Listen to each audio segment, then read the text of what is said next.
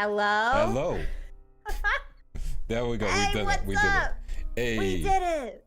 Hey, everybody, welcome in. Welcome. Should we introduce? Yes. Should we introduce each other? Yeah. Okay. Okay. You introduce me first. Okay. For those of you who don't know, this is Scarlet from V Beverly. Scarlet, 1 second. I always forget. I will get tricked by your He's forgotten. surname. He's forgotten. So, He's forgotten no, me already. Okay, let me start this again. Okay. I got this. Rewind. Okay. Ladies and gentlemen, it is the unstoppable flame knight of V Reverie's third gen guardians. It's Scarlet Flameheart, here to provide you entertainment in so many fun and interesting ways. Do you enjoy Fallout? Then she is your VTuber for you. There you go. Everybody, my name is Scarlet Flameheart. I'm your sweet and spicy knight here to protect you no matter what. Hello, hello.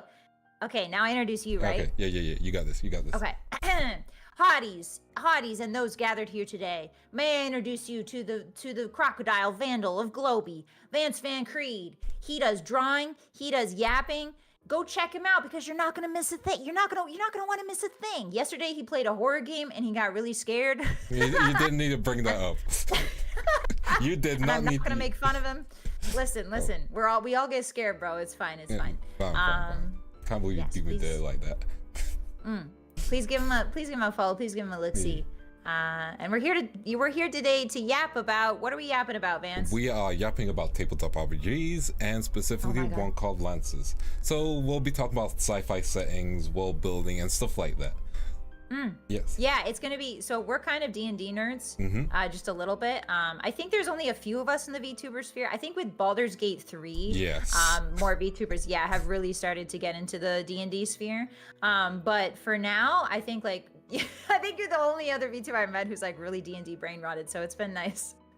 It's been really fun just to be like, hey, I know someone who'll get this specific reference, stuff like that, and like they can talk about world building and the things involved in storytelling, you know? Are you into Pathfinder at all? I know that D&D and Pathfinder are closely related. What's your Pathfinder experience? I have not played Pathfinder yet because I bought a lot of Pathfinder books. And you know when the whole 5th edition thing happened where they were kind of like they were doing some weird licensing stuff and people weren't happy about it. Yeah. I was okay, it's time for me to learn Pathfinder. So I tried to get into Pathfinder. And you just couldn't get into it. You're like, nah, man, nah. There was way too much reading. Yeah, it's so much reading. And I feel like I've only like played like one short one-off and like I didn't understand anything. Like I thought I would because I was like, yeah, surely D&D and Pathfinder are the same. Nope, incorrect. Simply wrong. It's very different, but with Pathfinder, you can do a lot with it, if that makes sense, you know? Yeah, that makes sense. Should we talk a little bit about our like experience and background in D&D in general? Would you like to go first? Sure. So originally, also, hey, a few people in chat, hey Corin, hey Distracted Dude, hey Tom. Anyway, so we can say hi to people if you want to say hi. No, How about, wait. How about both of us just look at our chat and say hi to everyone? Are you ready? Yeah. Okay. 3, 2, 1. Hey, hi, Case. Hey, Osada. Hey, Helix. Hey, Carlos. Hey, Osada. Hey, Tom. Hey, Corin. Hey, Distracted Dude. Hi, Captain B. Hi, Red. There we go. Hi, Jessica. Hi, everybody. Welcome in. Hi, everyone. Quick question. What does tabletop RPG stand for? Tabletop RPG. Oh. Yeah, what does that stand for? Would you like to explain? So tabletop RPG means basically tabletop means you're using a table to play it. You can play it in person kind of thing. Although it's evolved where you can just play online, which is luckily the key thing. And the RPG element, it just means role-playing game. So any game you play, Baldur's Gate, that's a MMO. Not MMO, but that's a role-playing game. Can you imagine a Baldur's Gate MMO? Oh, I would be so excited. It'll be fun, but also scary because you can't trust people. I know, but you just made a game that I want to play really bad, man. Yeah, Tabletop Simulator is the go. It helps out with so much stuff. If you've played Mass Effect as well, that's an RPG as well. So I know a lot of people forget that element of it, but genuinely, Mass Effect 1 and 2 are really good RPGs because they give you so much choice. And then Mass Effect 3 happens, and we don't talk about Mass Effect 3. Mass Effect 3. God, I just wanted to have fun. You know I what I want mean? to have And they were fun. like, I just wanted to have fun, and Bioware was like, not today, silly girl. Mass Effect 3 is yeah. like, oh man, you didn't have depression enough? Oh, I have the fix for you. Let's have extra depression. Yippee! Yippee. But yeah, I liked ME. I liked the gameplay of ME3 a lot. The gameplay was very The good. gameplay is very fixed. It is fixed, but I kind of like it when I have a path to follow, because I've got the spicy brain, and sometimes too many options can overwhelm me. I'm just like, that's why I play Fallout and like Skyrim, right? Because like I know exactly what's in them and what to do, and like my brain is just so pleased by it. So yeah, I kind of like the fix, but yeah, I can definitely get the gripes people had with Mass Effect 3 for sure. I think one of the things I do like in Mass Effect 3 is mainly Garrus, because he's the GOAT. Oh, he's so cool, yeah. I need to get a voice filler if I ever do a Mass Effect campaign. For Garrus? Yeah, that'd be sick. I really like, there's a lot of lore in Mass Effect. I love the Krogan lore. So basically there's an alien race, if you don't know, in Mass Effect 3. It's called they're called the Krogans. And they have 4 copies of every single, sorry. No, you got this. Chugging. Hold on. They have 4 copies of every vital organ. So like even if you destroy one of their hearts, they've got like 3 other backup hearts, so they're very difficult to kill. Yeah. I really like the lore with that. Which is funny because in Mass Effect 1 you can just take one out with a headshot. Yeah, that's true. Listen, the brain they might not have 4 brains. Okay? Yeah, they Everything definitely else, don't have 4 brains. Yeah. Yeah, they also have like 4 anyway. Yeah, let's not talk about that. Bro, like I could go on forever about Mass Effect lore, man. Like, for real. I think the Krogan also have some of the status lore, because I think Krogan have the status lore along with the Quarians. Yeah, the Quarians and the Krogans got the bad end of the stick for sure. They really did. But yeah, so TTRPGs, if you guys don't know, they're tabletop role-playing games. Tabletop role-playing games where you can basically play a role-playing game on pen and paper. You don't need anything else but pen, paper, and some dice. And so today we're going to be, there's like D&D is the most well-known tabletop role-playing game. But there are, in the recent times, as D&D has gotten really popular, I can't talk today, I'm so sorry, guys. It's all good. Popular things like Critical Role has made D&D super popular. So now people are making, there's a resurgence kind of people making their own TTRPGs based off of D&D. So today we're going to be covering one such TTRPG. It's a sci-fi TTRPG called Lancer, and basically it's D&D with giant robots. And we're both very excited for this because we are fans. But we haven't played this Lancer, have we? We have not played Lancers. I have not played it at all. I've read the book. I've owned the book for years. You've owned the book for years? I've owned the book for years. It? Yeah. Man. It was one of those things where I'm like, I got in like a pack from itch.io where like, no, not itch.io. Yeah. I got it.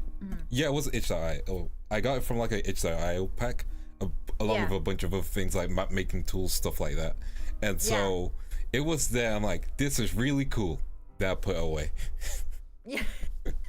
You're like, this art looks great. Anyway. Well, it's hard to convince people to play a mech RPG, tabletop RPG.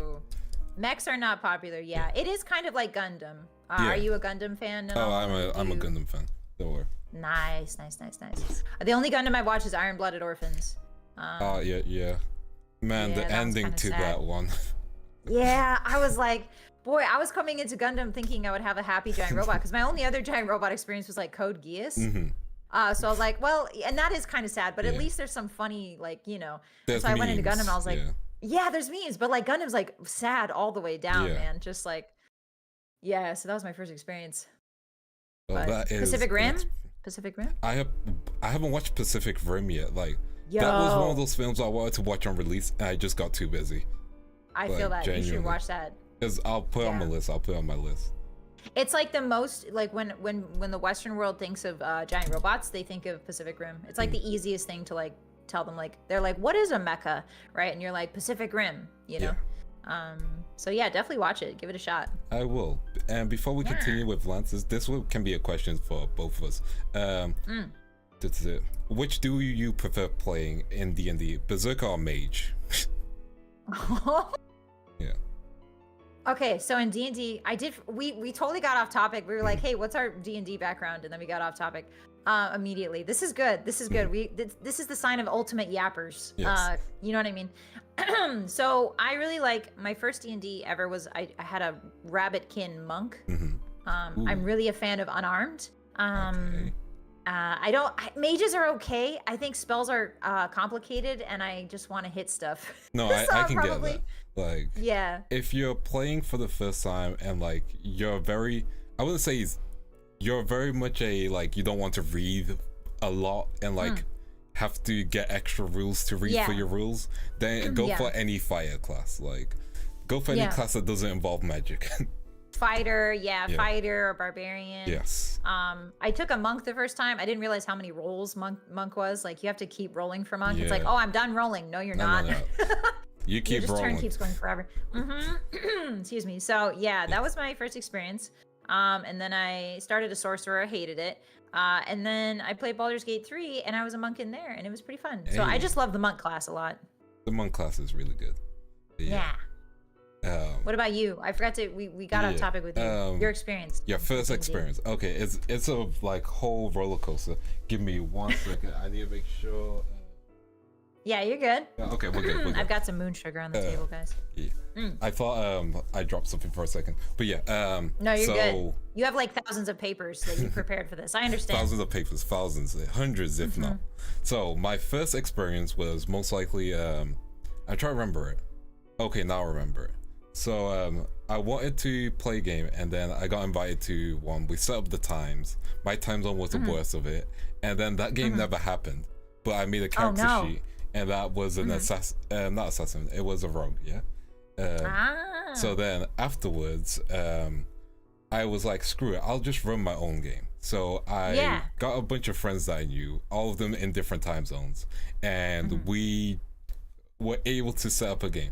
Now this wasn't D&D in the traditional sense, like 5e.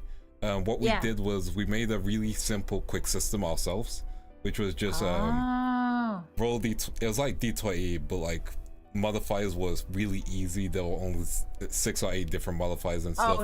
Inspired by a different friend system. So we used cut down on all the So we used that, everything rolls for something. We used that for the first campaign. The first campaign didn't finish, so I redid the campaign, and then we ended up doing a Digimon-inspired campaign. Digimon TTRPG, let's go! Where's Nova Senpai? She would love this. So you can legit run one, but in the future I would like to run it as Frontiers, because that's the series where you can turn into Digimon. Whereas I was role-playing all of the Digimons in the party, because every party member had a Digimon, And unfortunately, none of them picked Guillemon, because I think I can do a decent Guillemon. Just like, hey, Takato-man! Something like that, you know? Takato. Sorry, run that by me one more time. Try again, bro. What was that? Scala Senpai? I like Brad. So cursed. I love it. I love it. It works. It's good. It's good. It gives you the cursed outly being. This being is not from this world, you know. Yeah, very much so. But so I ran. Yeah, I ran a Digimon campaign, and like you have to do the voices for every Digimon and every evolution afterwards. So you have to be like, okay, make my voice deeper and deeper. Make my voice deeper. Should we swap voices just for like a hot sec? Do we want to try and imitate each other's voices? Hold on. I cannot. I'm gonna do you first. Okay, go ahead. Yes, you can. Yes, you can. I believe in you. Hello, my name is Vance Van Creed. I'm an exceptional artist, and I love D&D lore. Hey, nice. Okay. All right, your turn. Okay.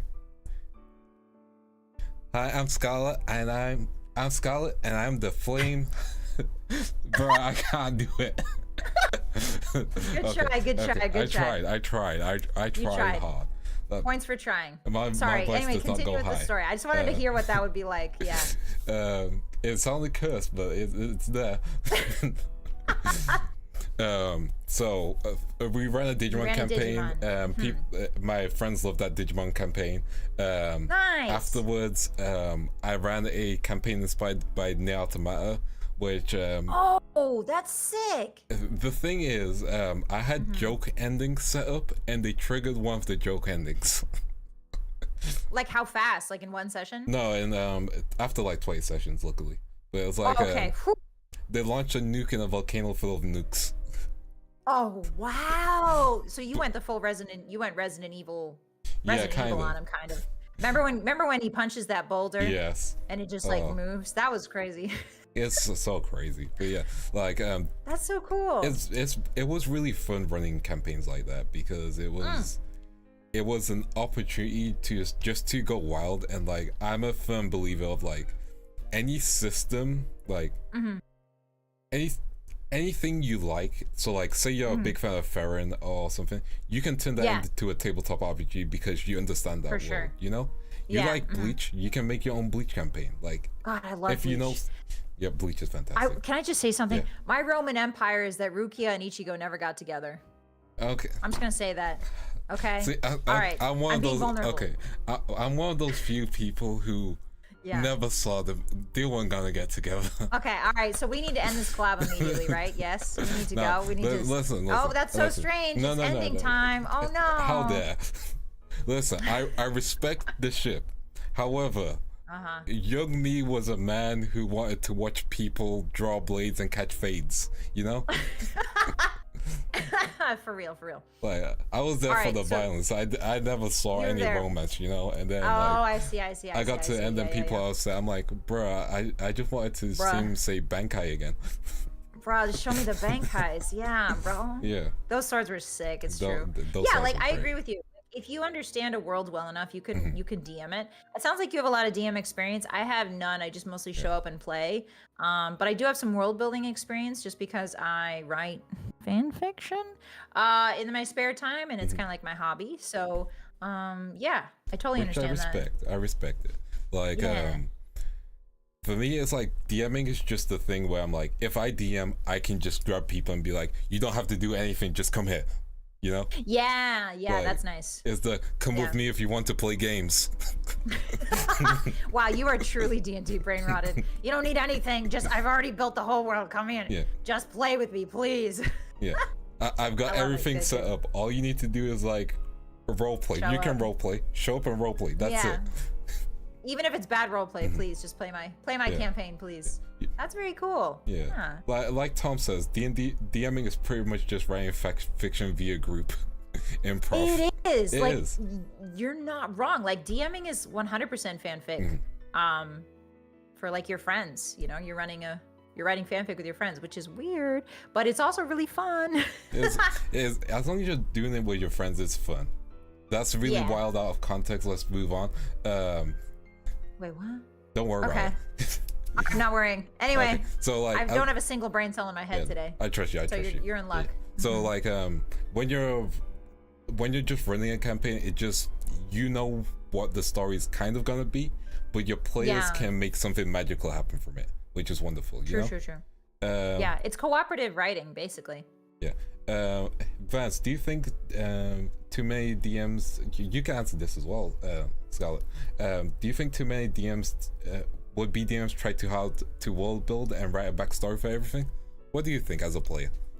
Let me just mull over that. Hotties, if you have any questions about D&D and world building, feel free to put them in the chat too. We'll try to answer them. I think that beginning DMs get really, really zealous. I shouldn't say DMs. You're the DM here. I'm the writer, right? So, I think beginning writers tend to like go overboard with describing everything because they want people to know what they're thinking, right? It's hard as a writer to like trust the audience to like exactly imagine what you want them to. You have to kind of let go of that at some point. Like you need to let go of your urge to control everything when you're writing, and just sort of trust the audience that their imagination is vivid enough that when you give them a loose like instead of going into the vampire lord's tragic backstory 100%, you need to give them just hints, right? Like maybe the vampire lord looks wistfully at a painting, right? Or maybe he says like, this isn't like the other time, right? Maybe give them hints and people will make their own stories from there. And sometimes that's more powerful than the writing itself. I agree on that. You know? Like in DMing, it's when I did my first DMing, I had like everything written up, sheets on sheets. And after the first session, I realized no one was following that. No one wanted to talk to the X person. No one wanted to go do Y thing. And I realized like just having a general outlook of your world is really good, you know, and then just improv it once people interact. Like if you want something, if you want to lead your party to something naturally, then think of natural ways for them to get there, you know. If you want to set up a mystery and have little seeds set up, then have them there. But if your players ignore them, let them ignore them. You just have to create a consequence of them ignoring it, you know.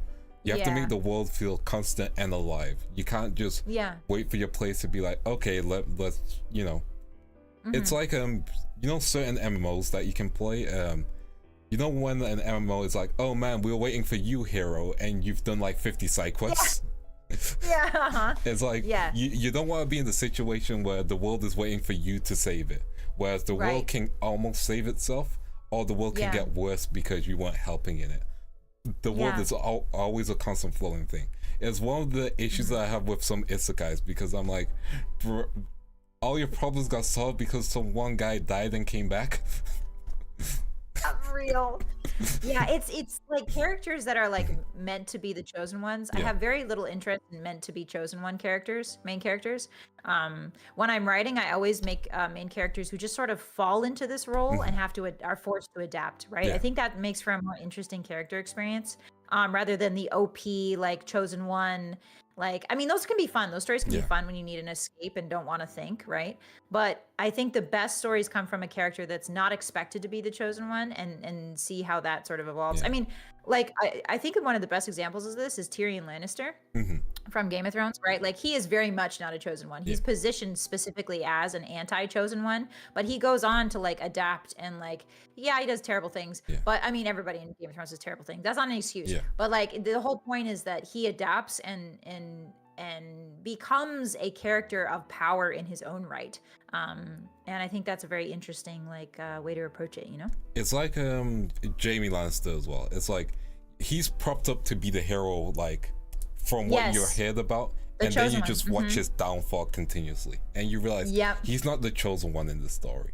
And it becomes interesting when he tries to be that role of a good person, the role of recovering, becoming better, like. And you have to keep in mind, he put a kid on crutches because he pushed him out a window, you know? Like, sure did. But he was the chosen one, in air quotes, of that world, you know? Or Jon Snow, like, he wasn't the he was like a character that was like in a whole different section of the story at a point, you know? Like, so removed, but like, he eventually got his chosen one journey, and then he became the, she's McQueen guy. Don't even get me started on that third season or whatever it was, fifth season. I hated that. And like, I totally agree with you. I think George R.R. Martin is just a really good example of character building and world building in general. So basically, with like all those characters we just mentioned, Tyrion Lannister and Jaime. So Tyrion starts out as like the underdog, right? And he becomes a different sort of like, not top dog, but he becomes very close to it, right? Jaime Lannister starts out as the golden boy, and then he experiences a downfall, right? And then his eventual uptick again. And then last but not least, there's Jon Snow, who is like the orphan, like the very like boy under the stairs type like journey, where it's like I start with nothing and I have everything. These are all very common character journeys, but they are spun in such a way in like Game of Thrones that make them really, really interesting. So yeah, characters, it's always fun to watch. I think another character type that we haven't really covered is like revenge. I think that's Arya. Arya Stark is very much the revenge arc character. But these are all like very common, very compelling character ways to build characters. Which I will say, never worry about cliches. It's always how you use them, you know? Because everything it has cliches, even from like D&D campaigns, because like you could describe a D&D campaign in bare bones, which is a group of people defeat a monster, you know? And that's the clicheest of cliches. That's been in fairy tales and Game of Thrones, stuff like that. But then you go into the nitty-gritty of it, like the details, it can be so different, you know? Like every example of it can be different. So don't worry if you feel like your DM experience is like telling a cliche story, because you can change things up. Like the one example I gave is a while back is Curse of Strahd. Like if you want to make your version of Curse of Strahd different, then make Strahd someone who wants to die, who's brought these heroes into this world, who wants to die, but he can't pull the trigger himself, you know? He wants to go out in the glorious blaze of like a really good fight. And so he's kind of not goading the heroes. First he uses a disguise, hangs out with the heroes, tells them where to go, where to get good items. Then he gets revealed / discovered, you know, stuff like that. And it'll last in your player's mind because a NPC that they really enjoyed turns out is the villain of that campaign. And so they're gonna have to fight them at the end. And usually at Curse of Strahd, there's like the end dinner scene. And you can make that end dinner scene Strahd talking about the memories he has with the party, you know? Yeah. Like, make it very emotional. That would be so emotional and sad. And then, you know, when you're describing the killing blow, you can add a small hint of like, as you go to strike your sword, and as you almost see the light in Strahd's eyes dim out, you see him smile, and you hear him whisper, "Good job." And there you go, something like that. Oh, that's so... Bro, you're good at this. Oh my god, damn, you're good at DMing, bro. Nice. Like, it's stuff like that which makes someone's Curse of Strahd's journey different. And change it up. Change it. Don't be afraid to change it up. Modules are just a guide. Change it up as much as you want. You want to make Strahd like, you know, just an angry guy who likes attacking things and it's just completely brainless. You can do that, but then have something that makes him not human, but like the thing that holds him back a little, you know? Like, does he have a human prisoner in his castle? Something like that, you know? Oh, wow. He's probably got many, actually. Many, probably. Yeah. I agree. I totally agree. I think that people are very afraid of tropes when they first start DMing or they first start creating a world. They're very afraid to like recreate tropes. They're like, I want to be different. Yeah. And the thing with tropes is like they exist not to restrict you. They're not there to restrict you. They're there to give you a guideline, and you can spin that guideline however you want. It's also important to note that like tropes, people relate to tropes. So if you want your story to be popular at all, or if you want it to be like well received, people instantly understand tropes and they are always ready to see how you play them differently. Yeah. Like, like it's very much like, don't be afraid to lean into the trope, but then also give it your own spin on it and show people why they should keep reading or why they should keep playing your game. It's like music. Also, hi Renona. Hey Riri. But it's like music, you know, like you would think music is different, and like certain songs are different, but some of them have the same hook, or like you listen to a remix and you can enjoy the remix more than the original version, you know? Like absolutely. Or you can listen to like a night call. You remember night calls? Call?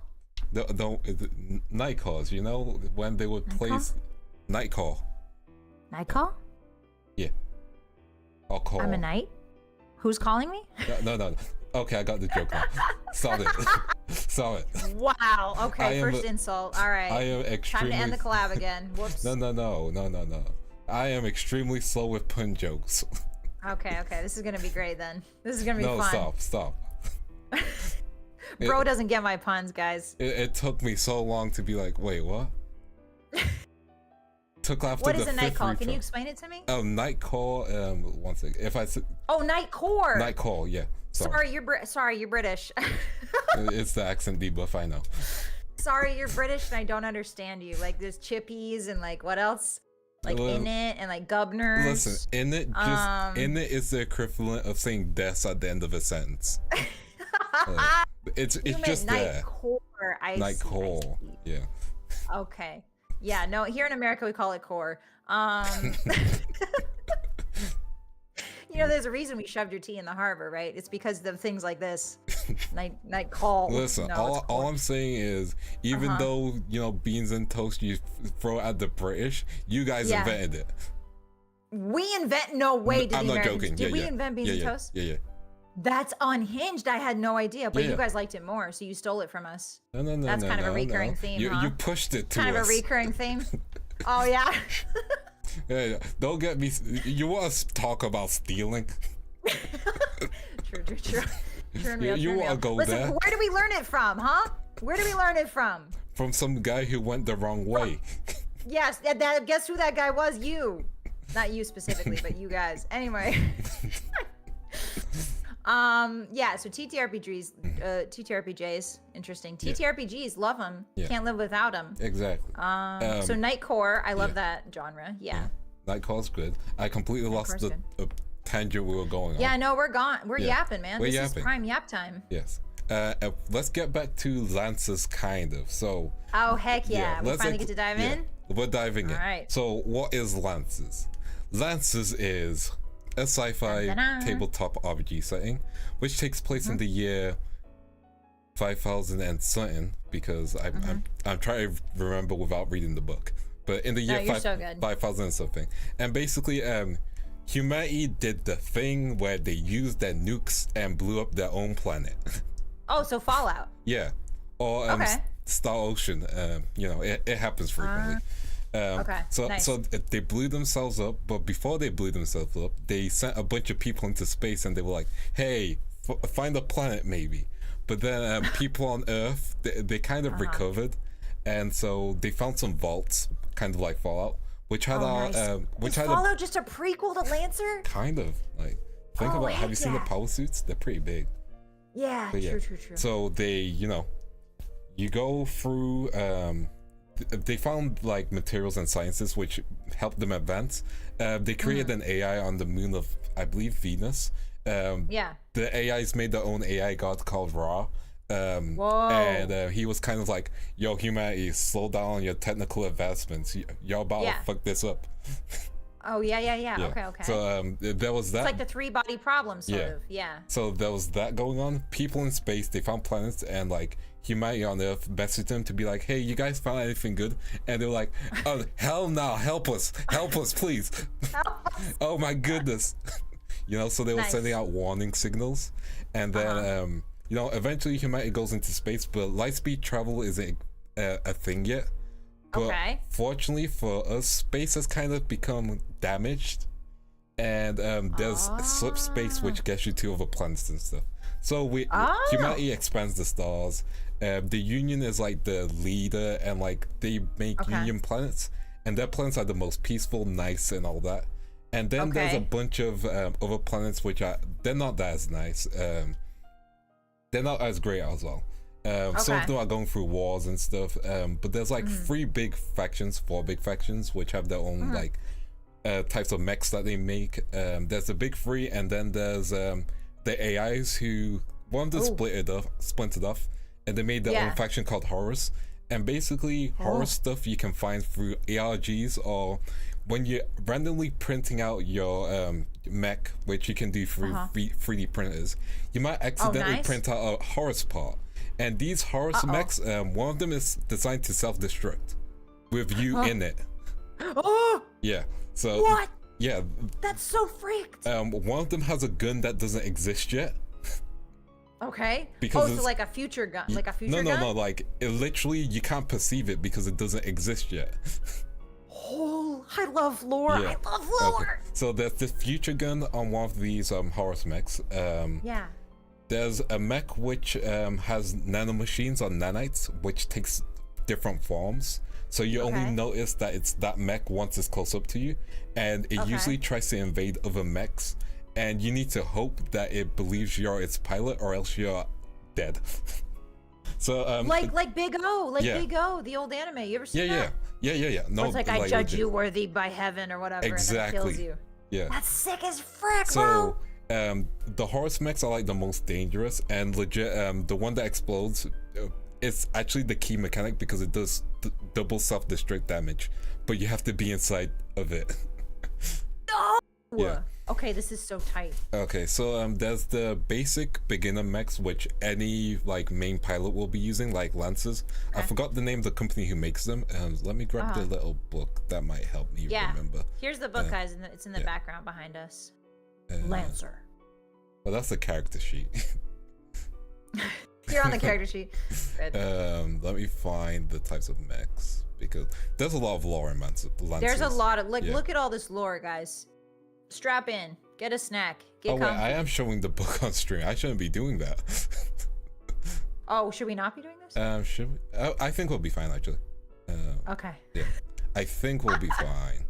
Okay, I'll just show like the pretty picture for now. The pretty picture's nice. I'm just trying to find the types of mechs.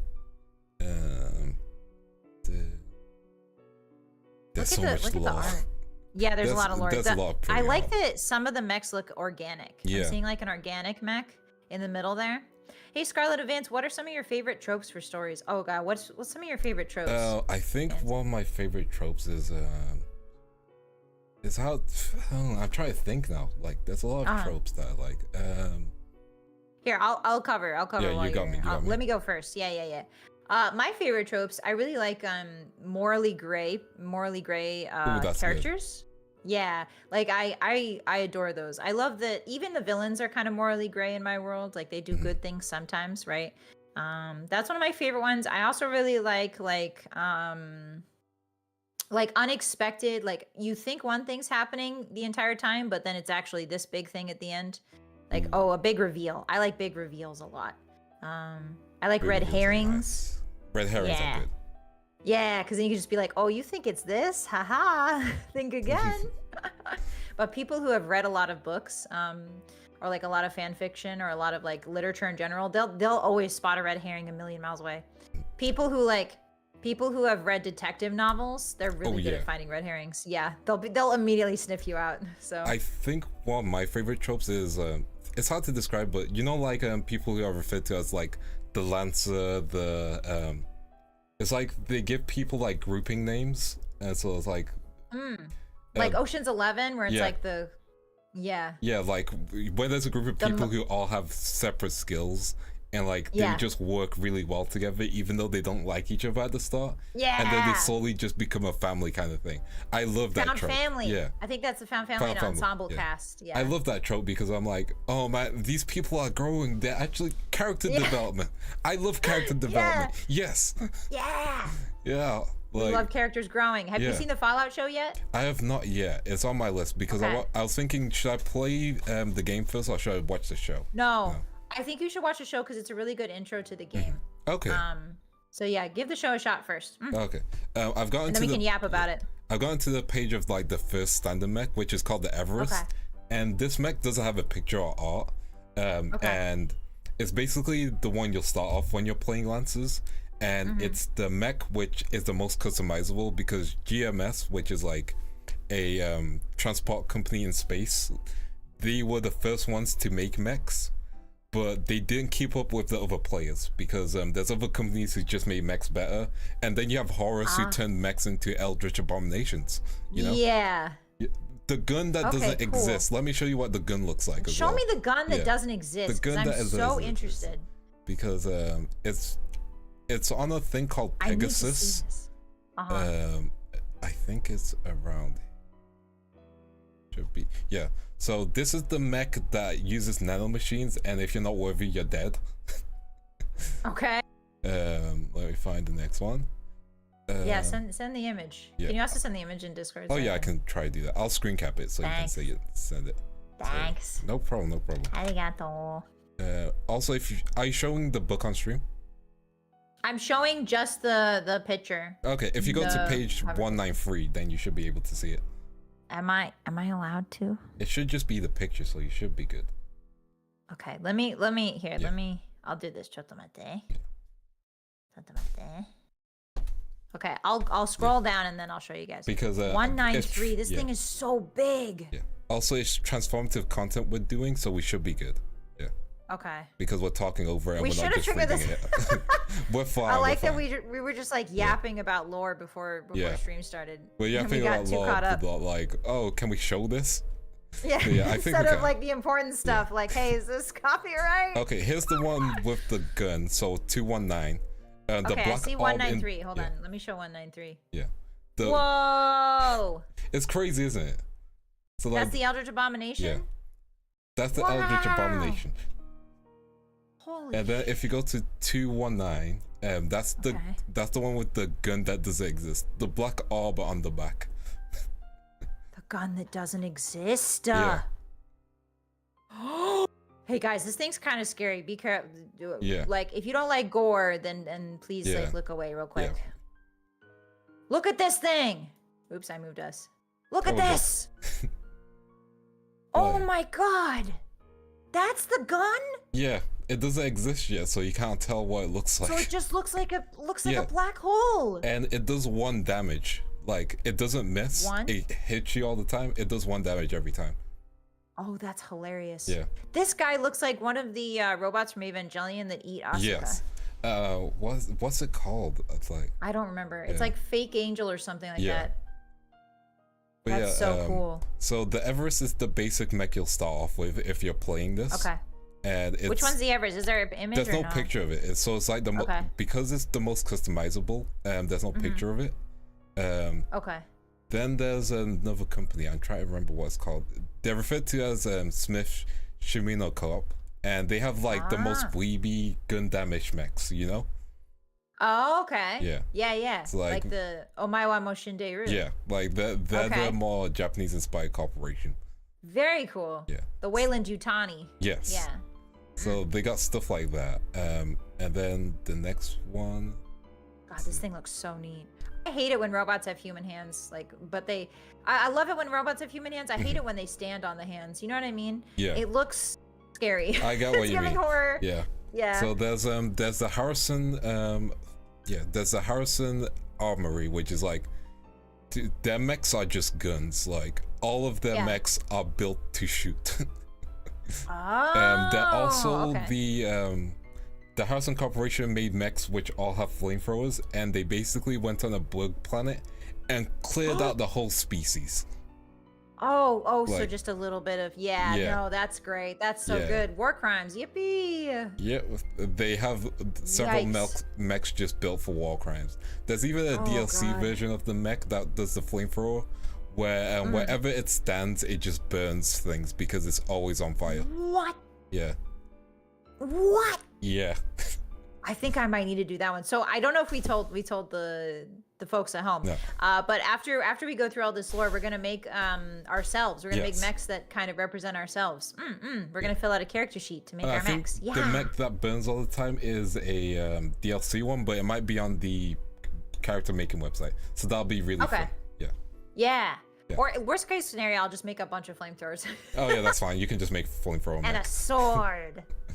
Ooh, the sword, that might be difficult to add though. Yeah. But like, you're gonna have to do a biting one. You're gonna have to do a Yes. biting robot.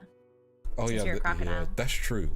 We can probably start with like an Everest build, and then we'll probably go into like a custom, like we'll go through the Book of Lances build, kind of. Okay, one, yeah. You know. So I we wanted can- to tell you, I forgot. Sorry, go ahead. Oh, you go ahead. I forgot at the beginning. I said I wanted to tell you something fun. I told Vance that crocodiles are both predators and scavengers, and he was like, "Huh?" So let me explain. Now you've been talking about lore. Let me talk about Okay. animal lore real quick. So crocodiles, they will do a death roll, right? So Yeah. their thing is they bite their prey when it's coming down to. You know this, of course, as a Yeah. crocodile. But they'll bite their prey when they're coming down to drink water. The longer the neck, the better, usually, because, yeah. Anyway, so they bite the neck and then they do a death roll, which usually breaks the vertebrae of their prey, or it drowns them. Drowning is usually the thing that most prey animals die to a crocodile. But then because crocodiles have mostly incisors and they don't have a lot of chewing teeth, they've adapted so that they will take their prey into like underwater nests, kind of like a beaver dam a little bit. And these underwater nests are where they put a bunch of corpses, and then they wait for the corpses to putrefy, and then the flesh gets really, really soft, and the bones start getting like easier, and then they eat it. The more you know. So Very yeah, you're educational. technically both a predator and a scavenger, kind of. Damn. Yay! You know, time to start scavenging. Time to start eating putrefying bodies. Yippee! The best kind. Vance Van Creed, we eat putrefied bodies here. Yeah, we do. Hey, could you grill them a little, because you know you got the fire? Is it tasty that way? I thought you just liked rotting flesh. Yeah, Does it need to be burned, rotting flesh? Sometimes you need a little bit of burning, you know? Okay, if you throw it out of the pond, I'll try. Okay, I'll try. bet. Yeah. All right. Anyway, tangent aside. Okay, tangent aside. Yapping finished. But yeah, more Lance's law. There's the Japanese one, yeah. You know, the like Wayland Yukani kind of mechs. You know, that company practices eugenics. The more you know. Oh, the more you know. The more you Yay, know. Lancer! Yippee! And if you don't know what eugenics is, the education whole thing. the education Yeah. system has failed you. True and real. Yep. Woof. True and real. What else is there? Is there an example of the Wayland Yutani type Yes. corporation on the page? Yes. Let me find you a page for them because. Yeah, I don't want to put you on the spot. Yeah. You're having to control F a lot of things. This guy looks so bad also. I'm still stuck on the black hole gunman. The black hole gunman is good. It's really good, but I'm terrified. It's like, how do you come up with the concept of a gun that doesn't exist and then be like, okay, I'm just gonna draw a black hole? Yeah. It's like God deleted this little bit. It's like Todd Howard in his good Fallout game. He's like, no, that doesn't exist. Glitch time. I love that. Okay. You're gonna learn Todd Howard's. Oh yeah, you got it. Yeah, I got it. If you go to 173, it's the most weeby one. It's holding a katana, a knife, and a gun. The most weeby one, but we are VTubers. Yeah. So I just want you to know that like, this is our territory, right? 173, 175. Am I right? Guys, I might have to be this. Hotties. It's got a sword. It's got a sword. It's got a knife. Yeah. It's got a gun. I think there's another one that's like more slimline. He's got a katana too. Look. Yeah. He's got like 3 swords. I love this. And they also have like different sizes. So like some of them are like small size. Some of them are like medium size. Like some of them are legit just like power suits from Fallout. I know that thing. Yeah, you know power suits. Yeah. Nice. Some of them are medium size, and then like some of them are like size 3, which are just like they're really big. I'll probably would go for like a mid-size one. I think mid-size ones I think are really nice. Also, there's another like weeby one if you go to 181. 181. Okay, I want you to let me just give you. They're called power armor, by the way. Yeah, power armor. Okay. Power armor, and they were invented for war, but the first model killed more of the people inside of it. Like you got trapped in there. Yeah. Like, from the way they look. This beautiful. It's elegant, right? Just like someone chose to put fabric on it, which I like. That's gorgeous. Yeah. So this is another sword robot. Yeah, another sword robot. I kind of want to be this one. I want to be this one. It's got. Hey, can I just say something? Yeah. It's got a butt. I mean, yeah, I think. Why did they give it a butt like that? That might be one of those like people mid-sized one, maybe. Let me double check. Maybe, yeah. It's giving like Dancer of the Boreal Valley from Dark Souls. Yeah. A little bit. Yeah. Morning cloak, and let me do size 1. Yeah, it's a people size 1. Wow, it's so pretty. Which that just means that's the pilot's butt. Oh, is that the pilot's butt? Oh, let's go. Let's go. Squatting. And then let me find not the horse ones. Oh yeah, fun fact. The Super War one with the flamethrower. Harrison Armory. All of their mechs are kind of named after conquerors. There's a Genghis. Like Nero. Genghis. Yeah. Yes. So there's Genghis, Alexander. Yep. They made a Genghis 2 as well. Caesar, good. No Caesar. Genghis 2, the sequel to Genghis. We have a Napoleon, which is half size. Napoleon, very, very good. Yep. Can't escape the short jokes as well because it's half one. It's half one. Yeah. You know, even 300, how many years later, like 700 years later, he can't escape the short. Yeah. Listen, maybe he was a short king. You never know. It's not his fault that he took his army into Russia and then got in the middle of winter. Yeah. I'm trying to figure out. Got a little too overconfident there. But yeah, like the mechs in Lances. Also, fun fact. Yeah. The system in Lances uses 5000 U, which is the establishing of the Union, which means we don't know how past it is after AD. See, okay. Yeah. So like, it's like question mark? Yeah, question mark, and then we get into our super tech. So that means the technology on Earth, they might have had mechs already at the time before, you know, they went nuking. Yeah. Yeah. So that's some general Lances stuff. Also, Andrew said now they look like Shin Megami Tensei demons. Have you ever played Shin Megami Tensei?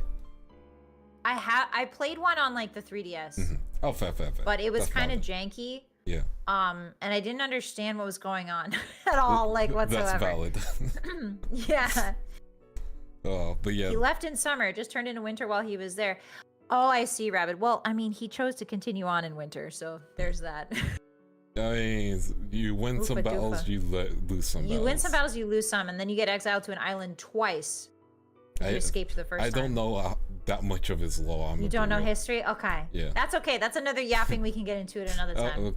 I mean, that sounds like good history for like a Lance's villain. You know, he tried to conquer a planet and then failed twice, and then he was left on exile. Yeah.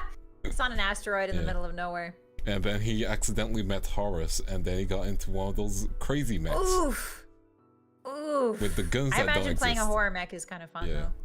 They're really good. It's like, oh yeah, one of the things is with the mechs, they all have their own AI, and some of them have, much more advanced AI, which are called non-human persons or NHPs, and these are based off the, you know, the AI who was on like a meteor on Mars or whatever, on Jupiter.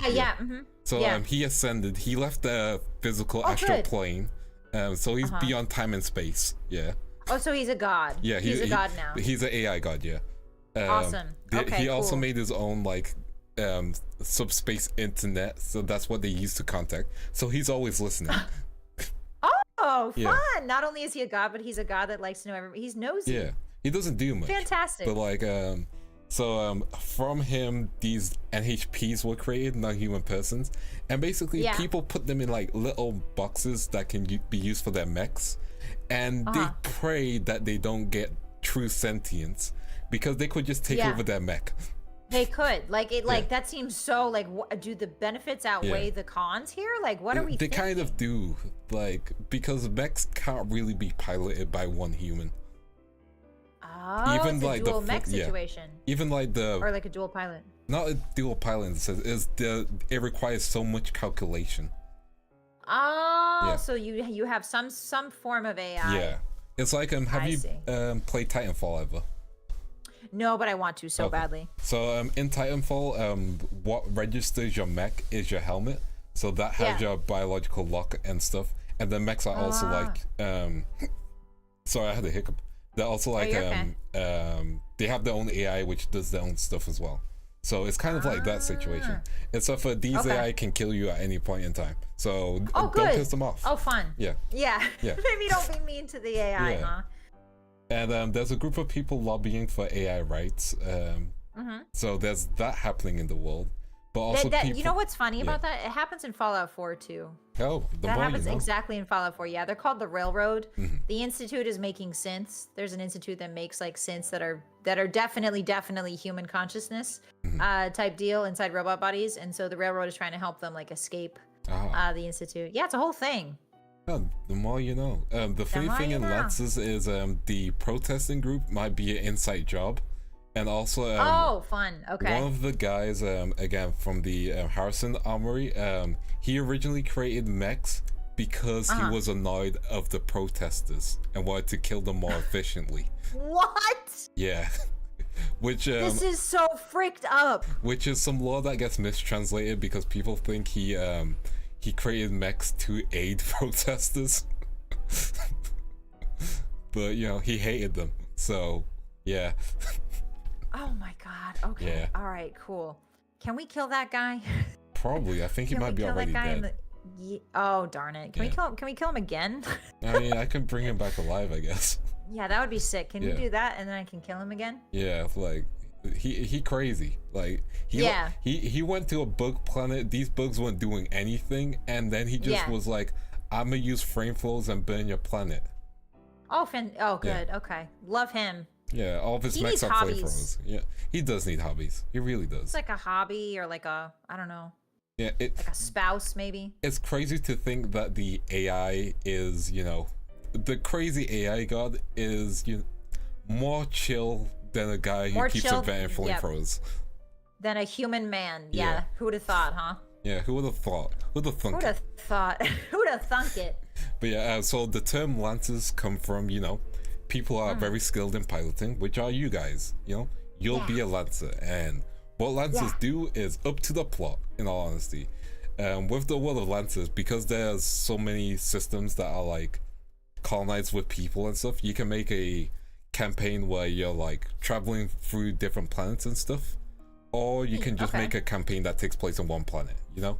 Can you make like a Cowboy Bebop style campaign? You probably could, like, honestly. Yeah, like bounty hunter robots going after. I mean, I think that'd be probably the best way to do it, because imagine like also you have your own abilities outside of your mech, so you can do both things. Okay. Yeah. So imagine having a setup where like, first of all, let's make sure everyone's wearing like Western style clothing, so we have the cowboy bebop vibes on point, yeah. And you know, you have your own ship / crew, and your first mission is you need to find a man called Third Eye. Mr. Like House. Yeah, Mr. House. Yeah, Mr. House. He has been known to, well, swindle different people's, provide faulty cyberkinetics, provide people with dumb AI instead of non-human persons, and that has led to a bunch of military contracts being, you know, null and void and destroyed. And you need to hunt him down, and that's because the government, they don't want to send their own people there, because that means, hey, we have to admit that we messed up, you know? So that's why you come in. You're a bounty hunter. That's where bounty hunters come in. See? To kill Mr. House. Yeah, Mr. Robot House. bounty hunters. Yeah. So, and then you find out Mr. House isn't there. Mr. House isn't a real person. He's actually a non-human person who's gained sentience. And then he rolls out his mech, you know? He rolls out his Horus mech, because he's been getting support. Oh, he has a Horus mech? Yeah. So you got that going on, you know? I love that. I love this. We should run it right. Can we run it right now? Just the two of us? No, I'm just kidding. That sounds great though. I like this. So is there like, can we have like because Cowboy Bebop is slightly like a Western theme, just a little bit. So I'm thinking like duels. I'm thinking duels. Oh yeah, you could have mech duels. Like, I think people would be willing to settle things with a mech duel, you know? Yeah, I think like pistol duels. I'm thinking old Western, like, you know what I mean? Yeah, like no, 3 steps. Yeah, I but think maybe instead of. I think those would work really well for like outside of mech scenarios, if that makes sense. Yeah. Okay. Yeah. That makes sense. Yeah. So like you can have your outside of mech scenarios where you have actual duels, or you could try and chance them in a duel using your mechs, and it basically informs the government that these two people are going to be having a duel, and it like once, if say you beat someone or the person beats you, increases the bounty on you, kind of thing. Yes. Because your action was illegal, but your bounty goes up. Yeah. Yeah, gaming number go up. Yeah. Big number go up. Yeah. Yeah. So that's such a good idea. Like I'm thinking like, so like outside of your suit, you can have duels. Like you can have like revolver duels, right? Yeah. Inside of your suit, I'm wondering if we could have, I mean, this would require us to take away some of the functions of a mech, but like if you wanted an even playing field for a duel, it would be like swords, right? Yeah. So like say, you know, I'm thinking old samurai movies too, because duels are not exclusive to Western movies. Oh, true. So old samurai movies is kind of like one slice, one kill. And it's like this whole dramatic setup at sunset, you know what I mean? Yeah. So if out of your suit, maybe it's like pistols or something.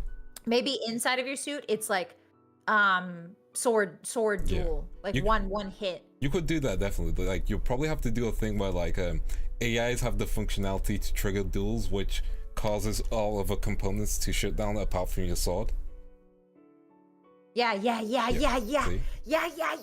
really like this. Yeah, but it has to be. What if it's bounty hunting but honorable? Yeah. What if it's honorable bounty hunting? You could do it like that. Like you could choose it to be an honorable thing, or you could just hunt them down, kind of thing. So it always depends on like your party, and it can also depend on the person you're dealing with, because they might be like, "Oh, I'm all for honor," and then you're in a situation where he's like, "You're honor? rogue."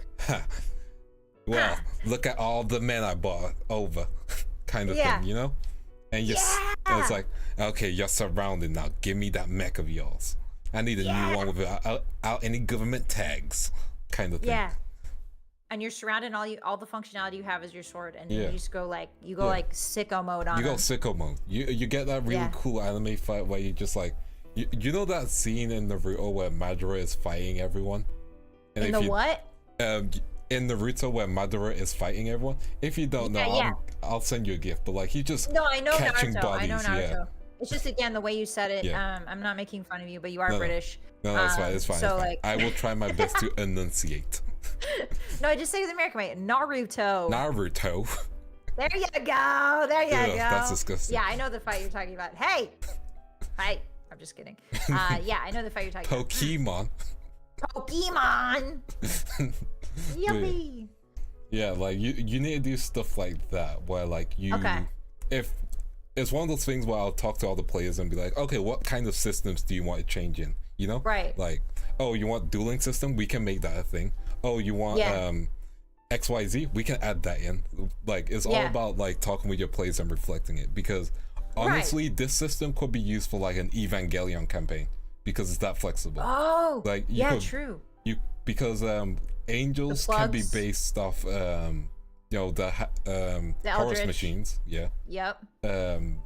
and like all Eva mechs, all you have to do is like just make them sound more biological. That's the key thing. Like, that's how you just describe damage. Instead of heat, you're losing blood, you know? You're hitting, literally losing your fluid or whatever it's called. What is it called? It's nerve fluid. You are correct. Okay. Nice. Yeah. Yeah, that sounds, I like how modular this system is. It feels like you could make any sort of combat system you want with this kind of, like it's really cool because you can take away parts and add them, I feel like, and you can, So like really neat. one of the big things is licenses. So L1, so instead of like being locked Levels. by spells and stuff, like L1 license means you can just equip L1 stuff kind of thing. L2 stuff, like it's your equip level. So once you do a mission, your license will just get upgraded kind of thing. Oh, okay. And I think that will increase your HP and stuff like that. So that's the key thing. Should I switch over to like the character sheet? Yeah, we can go through the character sheet. Yeah. Okay. I will try my best to explain it. So yeah, listen, if you want me to take over at any point, I can't. Yeah. Because I don't know. No, it's all good. It's all good. I will try my best. So I believe triggers. Let me double check with triggers what they are. That's it, because I can remember what talents are. Talents are like your special skills. So like, for example, say you're good at throwing hands. That's your talent. So any situation which requires throwing hands, you'll get a +2 bonus. Oh, that might be triggers. Is that triggers or core bonuses? I see core bonuses too down there. There's also mech. Ooh, there's another sheet for mech. Let's go. Yeah, mech has its own cheat as well. That's really good. Yeah. You could even do like a battle tech system within this system. Oh yeah, triggers are like for example, you're good at piloting a spaceship, you can add +2, you know? Like okay. Yeah. So like if you're doing something. Yeah. It's like medicine and like arcana. Yeah, which is really good. Yeah. So I'm gonna quickly go through the character creator website just to double check some things, but don't worry about it. I'm not. Listen, I'll handle the rowdy crowd. Yeah, okay. Hi, rowdy crowd. What's up? Let me yap at you. Let me yap. It's my turn to yap. Okay, so with character sheets, so triggers will be fist to face. Yeah. No, you can. Yeah. So any trigger that you can think of. So think of a trigger in terms of something you would want your character to have. You know. Okay, so like money. So money. Yeah. So it'll be financial wealth. You have the ability to, if anything needs purchasing, you already have that money, kind of thing. You know. Oh, so I just put like wealth. Yeah. Do I have? I don't know. Do I have? I have sword ability. Would that be a trigger? Do you know how to use a sword outside of your mech, kind of thing? Yes. Then I use Senkomaru all the time. Yeah. So I do like sword play. Yeah, sword play. Oh, weapon usage. So anything that can be considered a weapon, you can get advantage when you're attacking with it.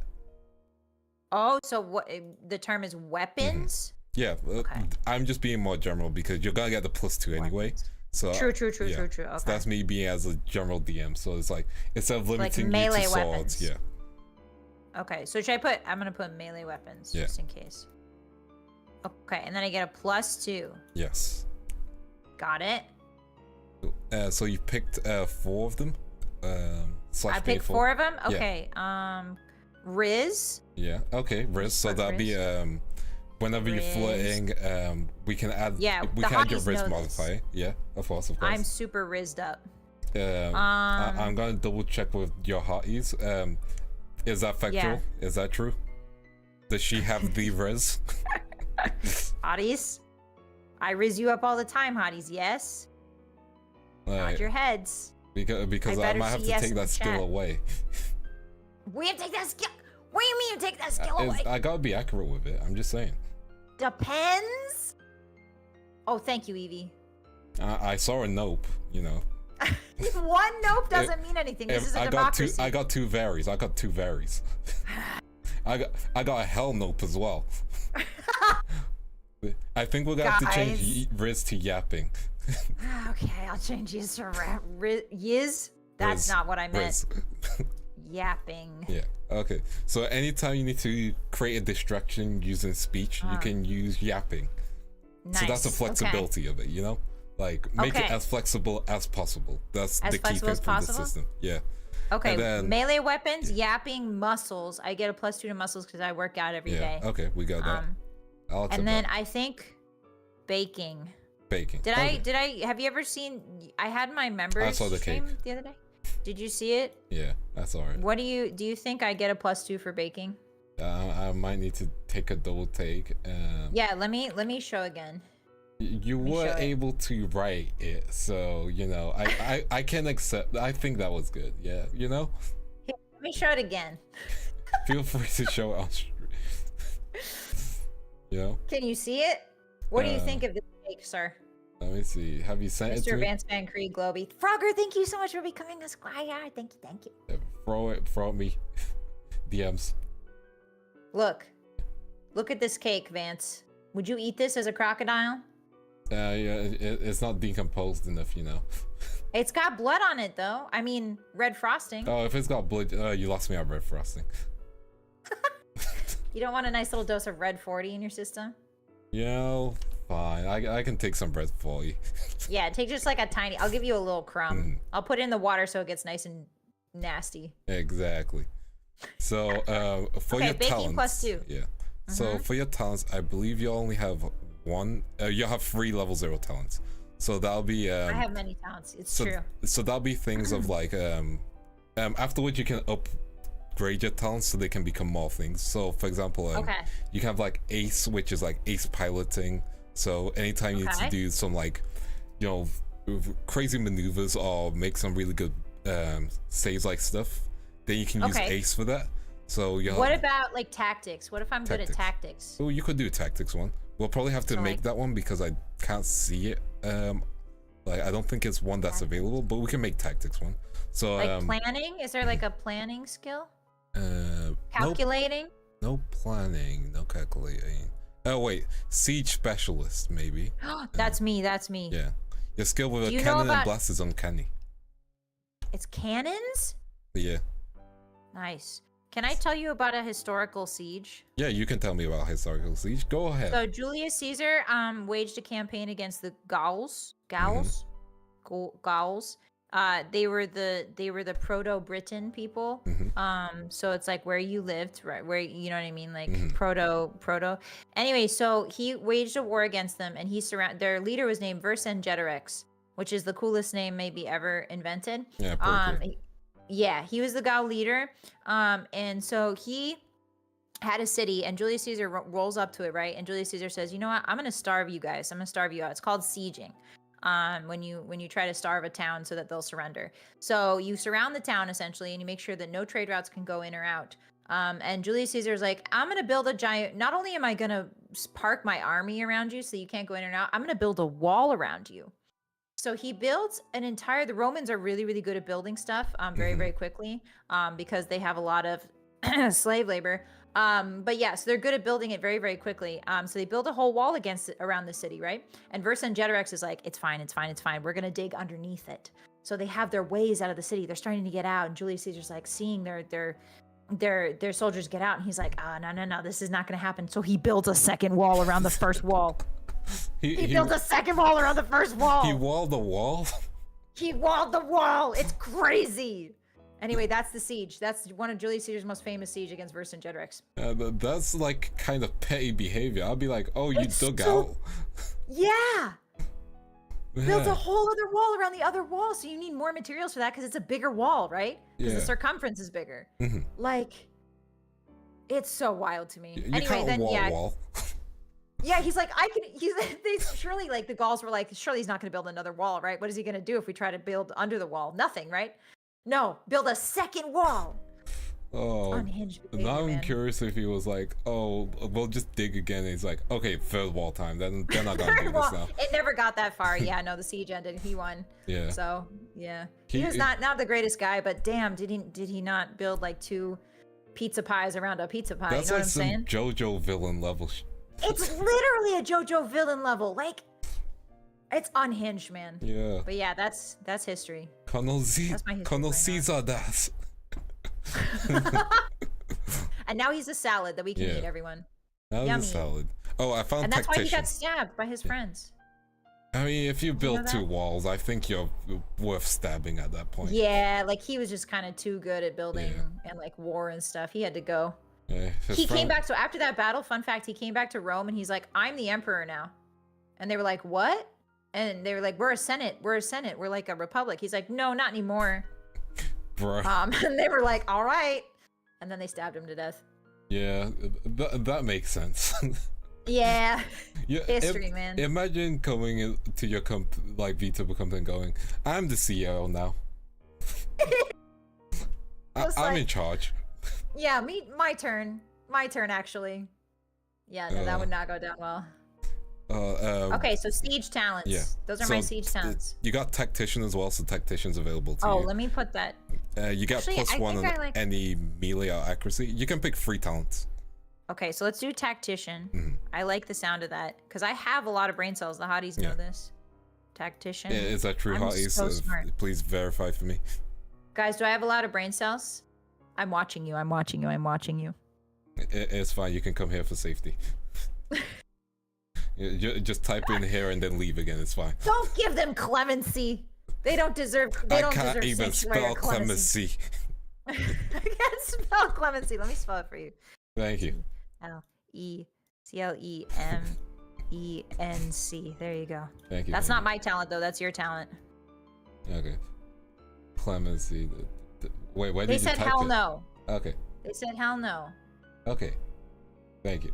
You know, it's Okay, all so good. I know who to ban now. Mm. Awesome. No, don't ban it. I can unban them. It's fine. I forgot. Did I give you like mod abilities? Crap. Oh wait, I don't have the right mod abilities. Crap. I can't unban you guys. Don't fall for it. Don't Bozo. fall for it. Retract your comments quick. More like brozo. It's a Hey. combination of bro and bozo. Yeah, I'll take it. I'm Brozo. Also, hey, I'm Rabbit. sorry. I don't mean to be this bullying in our first No, collab. All right. this ain't bullying. Listen, I Is it just not? can't spell. Guess what? Clemency here. I'll type it. Okay. Like, I have dyslexia, so I'm just like, what? Oh, bro, me too. Yeah. It's It's with rough. numbers though most of the time. Oh, yeah. dyscalculia then? I think. Is it dyscalculia? Yeah, I think so. Ah. Oh, dyspraxia. 1 second. It's a dys something. Dyspraxia. It's a diss? Yeah, you're telling me. Yeah, I know. God nerfed me, man. God dissed me and nerfed me. Yeah. Dyscalculia. Oh, thank you, Tom. The Lord was like, you have a deep voice. Too bad you can't say words. Is your chat roasting you? Damn. No. That was me. Oh, that was you. Okay. Yeah. No, my chat is very wholesome. They won't do anything crazy. They've been Oh, laughing at the that's so- double wall joke.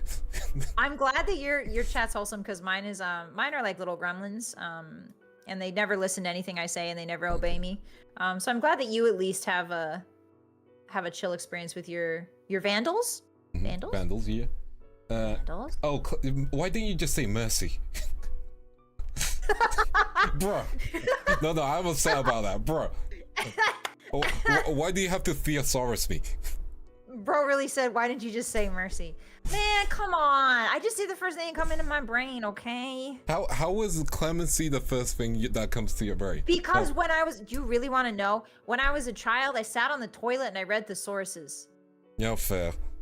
You know, like that. I read dictionaries and thesauruses for fun when I was a kid. I had a spicy brain, man. I can't even say I read manga. My parents didn't buy me manga. My parents were like, you will not be a weeb, and then I was. Oh so no! Did they make you read like War and Peace or something? So my parents were like, okay, read poetry and stuff. I don't remember the poetry books. They wanted me to learn an instrument. I still have the keyboard, so I got a keyboard. I'm not good at the piano. I want to relearn it. Then there was the try to remember now. Oh, I remember. Okay, this is funny. So years later, my parents got me Tokyo Ghoul for Christmas. Wait. So your parents said no manga. Yeah, we don't want you to be a weeb, and then they give you the first time they give in, it's Tokyo Ghoul. Yeah, and the funny thing is, it was in German because it hadn't been translated to English yet. So I opened my Christmas present. I'm like, oh, Tokyo Ghoul. Yeah. No. That's unhinged.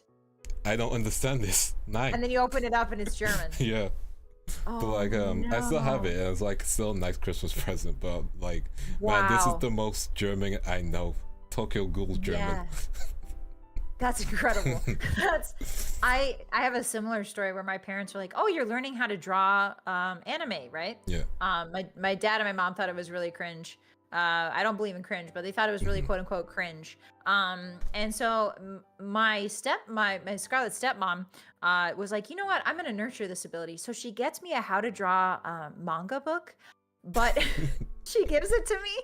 She hands it to me and she's like, now there are some pages you can't look at. Right? Like I'm a little baby. I'm a baby at this point. She's like, there's some pages you can't look at. So I go through and she's bookmarked she's covered the entire page, like with giant sticky notes. Every time there's a booba. Every time there's like a oh no. She's like bookmarked it, but like not even in a way that I can't see it. She's just put a big sticky note over it. So I just took it off. I was like it was pretty funny. Should they get like is it still called Tipex for you guys? Tipex, what are you saying? That's like a magic spell. No, what does that mean? Tipex is a word. It's a word? I don't believe you. Okay. What's Tipex? I simply do not Whiteout. believe, There we bro. go. Correction fluid. Huh? Oh, whiteout. Yeah. Yeah. Sorry, what do you call it? In the UK, we call it Tipex. It's a brand. Tipex. No. Oh, it's like Kleenex. Yeah. I see. Okay. Yeah, we call it whiteout. I mean, yeah, but like covering an entire page with whiteout, that's just like. I mean, just covering the booba with whiteout. Just the booba. That would have been smarter. Yeah. I don't think she actually wanted to stop me from like learning anatomy. So maybe that's why she put she was just like, this is a little too inappropriate for you. And it was, because boy, howdy, the details. But like, yeah. Shout out to Scarlet Stepmom. Good time. Yeah. Stretch. Okay, we've got our talents, right? We got talents. Yeah, what else is my other talent? Tactician? Tactician, what's the Sword. One? Sword. Let me find I studied the blade. Yeah, find the while you were busy fighting robots, I was studying the blade. While you were busy becoming an AI god, I was busy learning the sword. That is legit the one of the companies. You know the Japanese one? It's kind of like that. I love that. I think that should be my robot. Tactician. I think Hunter might be it. Hunter. When you attack with an auxiliary melee weapon, you may fly up to 3 spaces directly towards the targeted character. So yeah. Perfect. Hunter, and then I do fire magic. Yeah. So what would that be in Lancer? We would need to go to your mech. Okay, so that's mech for later. Yeah, that's mech for later. Gotcha. So Tactician, Hunter, is there anything about a cool hat? Cool hat. We could Or probably just add protecting that. women. Protecting. We already gave you Riz as one of your triggers. Come on. No, we didn't. We took that away. You took it away from me. You took it away from me, hotties. Yeah, that means I can't give you that. Sorry. Okay. I don't make up the rules, except for I do because I'm the DM. You're literally the DM. What about dueling? Can I get a talent in dueling? Because one-on-one duels I can do really well. No, but we can homebrew that in later. Okay. I'll just leave these two for now. Yeah. Tactician and Hunter. Okay, core. What's a core bonus? Core bonus is something I need to read real quickly. Keep him entertained. Okay. Hotties, I can't believe you frickin' betrayed me like that. I can't believe you frickin' betrayed me like that, bro. You know I have Riz. You've seen me on Twitter talking to my genmates. You know I can Riz them up anytime I want. You know that. No, I'm gonna be nice and not say anything. Yeah, don't say shit. Bro, you better keep your mouth shut, bro. I'm gonna be nice and not say anything. Should have rizzed harder. Your Dang it, how genmates I are great. Yeah, my genmates are great. They Me are and Ari have really the most nice. riz, by the way. Okay, now that's just cap. What? Excuse me. Like Ari, I get. You, nah. Oh, me, nah? Okay, I see. Okay. Is it because I'm too young? Because I'm 22 years old? I just don't know how to talk to the youngins anymore. How to riz them. Did you really use Can't the believe words this. youngins? Wow, that's weird. I'm ending. Whoa, that's so strange. I'm ending. Whoa, that's crazy. I'm actually ending. No, you said that. That's on you. That's weird. The stream ended for a second there. That's crazy. What was that all about? Anyway, what were you saying? I wasn't saying anything. I was just trying to find out what a call bonus is. Core bonuses. Who is it- the biggest rizzer? Oh, did you find it? I don't think I have. Who's the biggest rizzer in Globie? Can I guess? You can guess. Try guess. Rhubarb. No, she's like anti-Riz. Anti-riz? Okay, I think me and her would get along really well. Yeah, like, you'll have like fun two with Rizzes. Buga. She's unhinged, and like, if she tried to Riz you, you know that scene where someone's cabin done in them, but they like got they got their hands and feet on the walls. It'll be that kind of level, and like it'll just be like her saying something completely random like rhubarb as a pickup line, you know?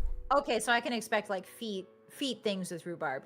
I see. Okay. That's not what I said. Don't take that's what myself you out did of say. context. No. I mean, I'm no, bracing myself for no. feet stink. Like what? Like you know what I mean? Anyway, so rhubarb. Okay, so her negative riz and my negative riz would turn into a riz, I think. At least you admit is you it- have negative risk. Anyway. You said it, not me.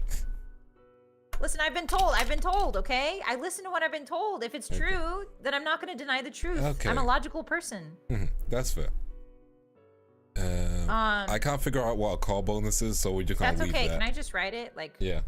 6 abs. Yeah, I sure. have 6 Go for it. abs. Yeah. 6 abs. Okay. Nice. And then at my core, I'm mean plus evil. Now, Mean plus evil. yes. So what we could do is, you want the mech that's just like kind of on fire all the time, right? Can I have a mech that's kind of on fire and also has a sword? I can give you the flamethrower mech, and then we can just throw you a katana. How does that sound? I would love that. I would love Okay. that.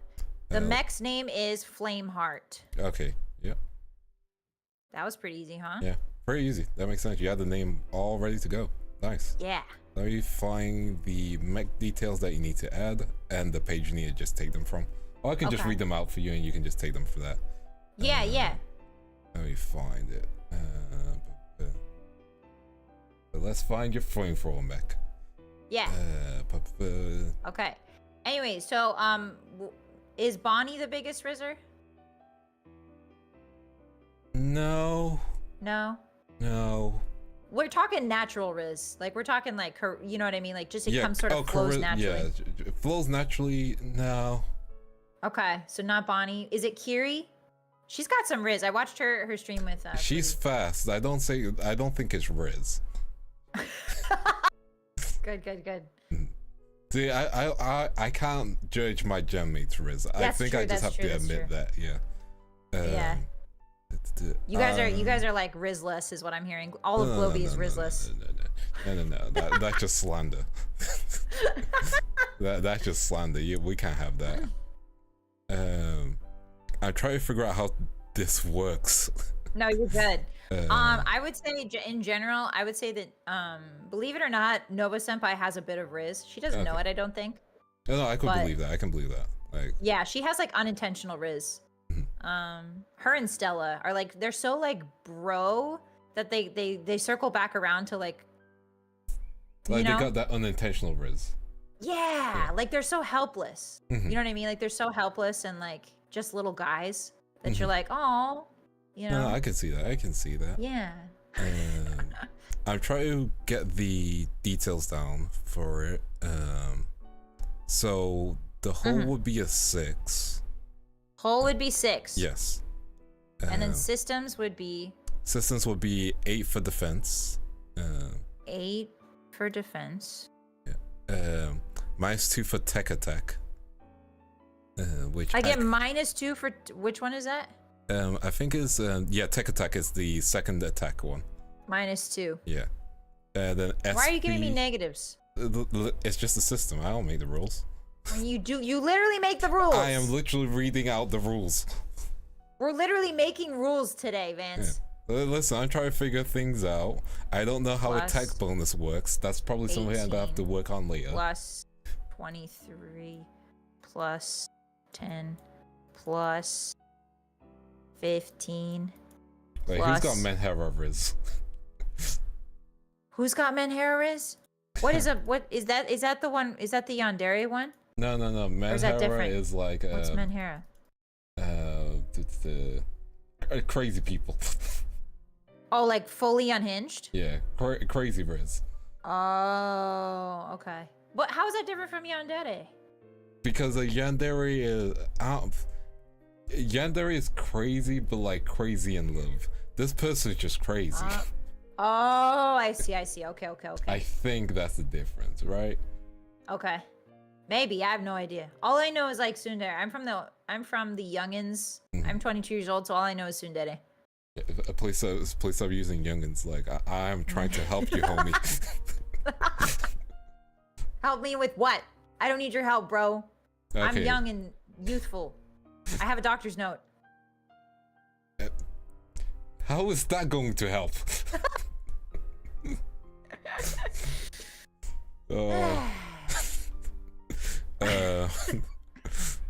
Save target, you have a 10.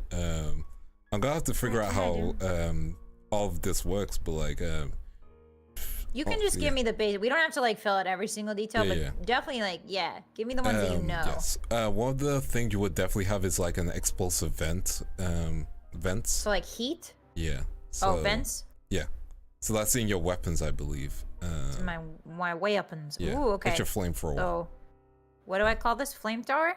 Yeah, explosive vents, which explosive. Oh wait, no, that's a system. Sorry. Yeah. No, you're good. Yeah. So system is explosive vent. Yeah. So basically, during a fight, you can release your heat, kind of thing. Oh, sick. And unleash the explosion, and characters in the around the area takes 2 heat and 2 fire damage. Whoa! So I don't want to do this in the. It's like Fireball. It's like Wizard Fireball. It's Wizard Fireball, but like AOE. Yeah. Oh my god. Yeah, I don't want to do that in the middle of my friends. Yes. Okay, and then flamethrower is the weapon. Yes, the karaoke barrack flamethrower. Words are difficult. No, you're doing it. Yeah. So that's one of your weapons. I'm not gonna give you the stats for it. Okay. Just know it's a flamethrower. Hell. And it has a range of 5. Yeah. It has a range of 5. Okay. Yeah. Then you have havoc charges, which are just like napalm grenades or havoc mines. Which one would you prefer, grenades or mines? I think mines. Okay. Havoc mines. Add that to your stuff. Yeah. Then in your. Is that systems or weapons? That's a weapon. Okay. Then add your auto cooler. My what? It cools you down. Your auto cooler. Auto cooler on weapons? In your system. Auto cooler. Yippee! Cool. Welcome, Tom. Thank you so much for becoming a squire. I appreciate you. Yeah, so that should be good. Yeah. Yeah, this is Lancer. Also, hey, Novaki. There we go. So that's the key stuff, and then let me grab your blade. Let me see where the custom items that are. would be so weapons, just, right? Yeah. So let me find you a good blade. Let me get you a good katana. One. I think the blade, if I could be blade heavy first and then firepower secondary, I think that's sort of like my whole vibe. Doesn't look like there's a blade. 1 second. Segment knife, tactical knife, thermal lance. I think a technical knife is probably what it is for you. The closest? Yeah. I mean, if you think about it, a giant robot knife is a sword. Yeah, true. Because it's big, right? Yes, so that makes sense. So, in weapons, I'll put tactical knife. Wow, I have the worst handwriting in the world. So I did this with the other guardians, but we went over. I wanted to ask you, Vince. Yeah. So we went over like what hybrid classes we would be if we were D&D. So for me, for instance, I'm a fighter, sorcerer, because I've got fire powers and I'm also a fighter.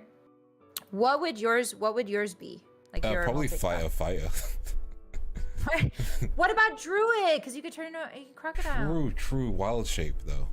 I mean, I could just learn wild shape. No, wait, I can't. I have no magic. I need to be druid. You have no magic as a fighter. Yeah. It would be like, would you be druid fighter or fighter druid? Yeah. Fighter druid. So the druidness comes second because secondary. I am built to throw hands. You see. It's true. Yeah. All those chains around your neck, you can put them around your fists, and then you can punch. Exactly. Yeah. So wait, would you be a monk? Yeah, monk off. Yeah. Yes. Monk druid. That monk sounds druid. sick. Yeah. That actually sounds like a great combo. That sounds. Yeah, okay. I think that'll be a good one. Yeah. But yeah, I think that's everything for now. Okay. So we've built you. Flameheart. Yeah. We built a robot, guys. Hey. And then we'll just need to design it later. Like, how would you design it? What would it look like? Will it be like let me find. Yeah. Hold on. Let me find like a robot. Oops. Okay. Yeah. Let me find a robot. It's your turn to entertain chat while I find a robot that's similar. Yeah. Did you guys enjoy the mech making? We've given her a flamethrower. We're going to regret that later, but for now we won't. Am I wrong? I mean, am I wrong? I won't use it against you. Yeah, but you're low to the ground. You're gonna be low to the ground, right? Yeah. You're a crocodile. Your mech's gonna be like. Listen, I would like to walk with my mech. Not crawl. You're not a crawler. No crawling. No crawling. Oh. I want walk. What about a swimmer? See, I can swim, but I hate swimming. I don't like getting wet. You hate swimming. I okay. Hate swimming. Like. What happened? Like, is it?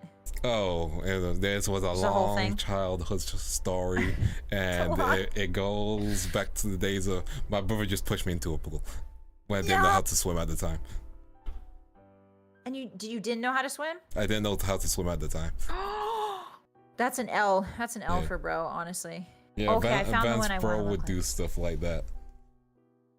Dun, dun, and then little Vance bro was, he was annoying. I accidentally knocked a tooth out of his. You guys you're just brawling, huh? Yeah, we're cool though. Yeah. Yeah, we're cool now. Now that your brains are fully developed, you're cool. We threw hands a lot. It made us become closer. The robot I'm thinking of for Flameheart would be on 251. Oh, okay, 251. Let's see. 251. I think the head's a little small. I would need like a hat. Oh, that kind of robot. Oh yeah, I can see that. Your expression? Yeah. Oh, right. Is telling me that you hate it. Oh, wait. I forgot my expressions do that. No. It's okay if you hate it. Just my be expressions do me. that. So I have my expressions toggled to. Bro, we could be honest here, bro. No. I have my expressions toggled to my keyboard. That's funny. my bad. Also, hey, Artie. No, you're good. Yeah. So this is the one. He's got like fire swords. Okay, let me put on screen as well so people can see it. Yeah. He's got a bit of like a knight aesthetic. I can see that. He needs a hat. I can see that. Yeah, you can just like do the little hat on it. Draw a little hat on him. Just draw a little hat, you know? Yeah, I do like. Do you see the cool tassels on his titty? Oh yeah. Wait. Yeah. I responded way too quick. No, you're totally good. Okay. Listen, when giant robots bring us together, okay? Giant robot titties bring us all together. Exactly. Who doesn't love a giant robot? Yeah, like everybody loves giant robot. I think this would be mine, but just like a hat. Yeah, you can pop a hat on. I think like lowering the color a little bit, then adding the hat would work to its favor. Yeah. I think so too. Like the head is very protected here. That's what I like about it. It looks like a knight, right? Like because the armor is so like but yeah, the colors I think here would be like red and black and white because those are my colors with a little bit of a gold accent. I don't know if I'd had 4 swords because this guy has 4 arms. You could probably I mean, you have the flamethrower as well, so you probably like go to the 2-arm guy. Yeah. Can the flamethrower come from my mouth? Because that's where it comes from normally. I breathe fire when I'm mad. We can homebrew that. We can workshop it. Like I ain't against it, you know. Yeah, like a short range flamethrower that's really powerful from the mouth. Yeah. Because I'm gonna be a short range robot anyway, you know. Yeah. I mean, it depends on the sizing because I think you're like large but not super big, right? Yeah, I think I'm medium. Yeah. That's good then. Hey. Yeah, that looks sick. All right, let's make your robot. Okay, we want to make my robot. Yeah. Okay, we'll try. Okay. I'm gonna write it along with you so that they can see it too. Okay. Sorry, my castle cat's meowing. No, it's fine. Let me just get things ready. Robots are cool AF. Agreed, I. Okay. We love robots. Let's use the text tool. My name is Vance. If Vance can't spell at this rate. Vance Van Creed. You're gonna put my first name. Okay. Just Vance? Okay. Yeah. So now triggers. What are some like things for me? You know? Yeah, like what do you do good? What do I do? I punch good. I punch real good. You punch? I punch. So punch? Punch. Punch. Okay. You are a crocodile. What about biting? Yeah, I can bite. Okay. I'll say I have my teeth replaced. You can have cyberkinetics. So I'll have like cyberkinetic teeth. Yeah. Yeah, cyber. That's so sick. Are you also good at no, you don't like swimming, but you're good at it. I'm good at it. I don't think there'll be enough scenarios in that RPG where I'm like swimming. That's true. Cyber teeth, what else? You're good at drawing? Yeah. Grappling, that's another thing that was mentioned. Oh, grappling? Okay, yeah, let's do grappling. Yeah, guys, if you don't know, crocodiles do grapple. It's like their whole thing. You don't die from getting bit by a crocodile. You die from the death roll that a crocodile does. It basically breaks your spine or drowns you. Yeah, they will like just grab, twist, and not let go. Yep. So tenacity, that's got to be one, right? Like tenacity. And keep on going. Okay, and then I need to find like my skills, right? Wait, did you put tenacity for your last trigger? I put tenacity. Okay. Yeah, just like King from Tekken. You know, that's fair. King from Tekken is a wild thing to say. But is it wrong? It's not wrong. It's not wrong at all. Okay. There's no crocodile venom danger. Wait, do you have venom, Vance? I don't have venom. No. Oh, okay. Also, anytime I hear venom, I think of the like really terrible Eminem song, Venom. Venom. I'm not. So I have no music. I don't have a musical bone in my body. Okay. So if you make song references, I will say yes without knowing what you mean. Okay. It's kind of like Man with a Mission, you know? Again, nothing. They sang the Iron Blood Orphans opening. No, again, nothing. That's like nothing there, dude. Zilch. Nothing. I'm so like it's all Skyrim, bro. Like all of my RAM is taken up by Skyrim. Damn, you got Skyrim brain rot for real. I got Skyrim. Todd controls me in ways that I hate. Damn. Oh okay, wait, how do you feel about Starfield? I need to know. I haven't played it yet. Okay. But I've heard bad things, and I'm sad. I've played it, and the best way I can describe it is it's just mid. Yeah, and that's what makes me sad. Yeah. Maybe they'll release like an overhaul DLC that'll make it like cool or something. They're releasing some DLCs soon, I believe. I think one of the skills I would take is Juggernaut, because I'm the type of guy to like hurl myself into a battle, you know?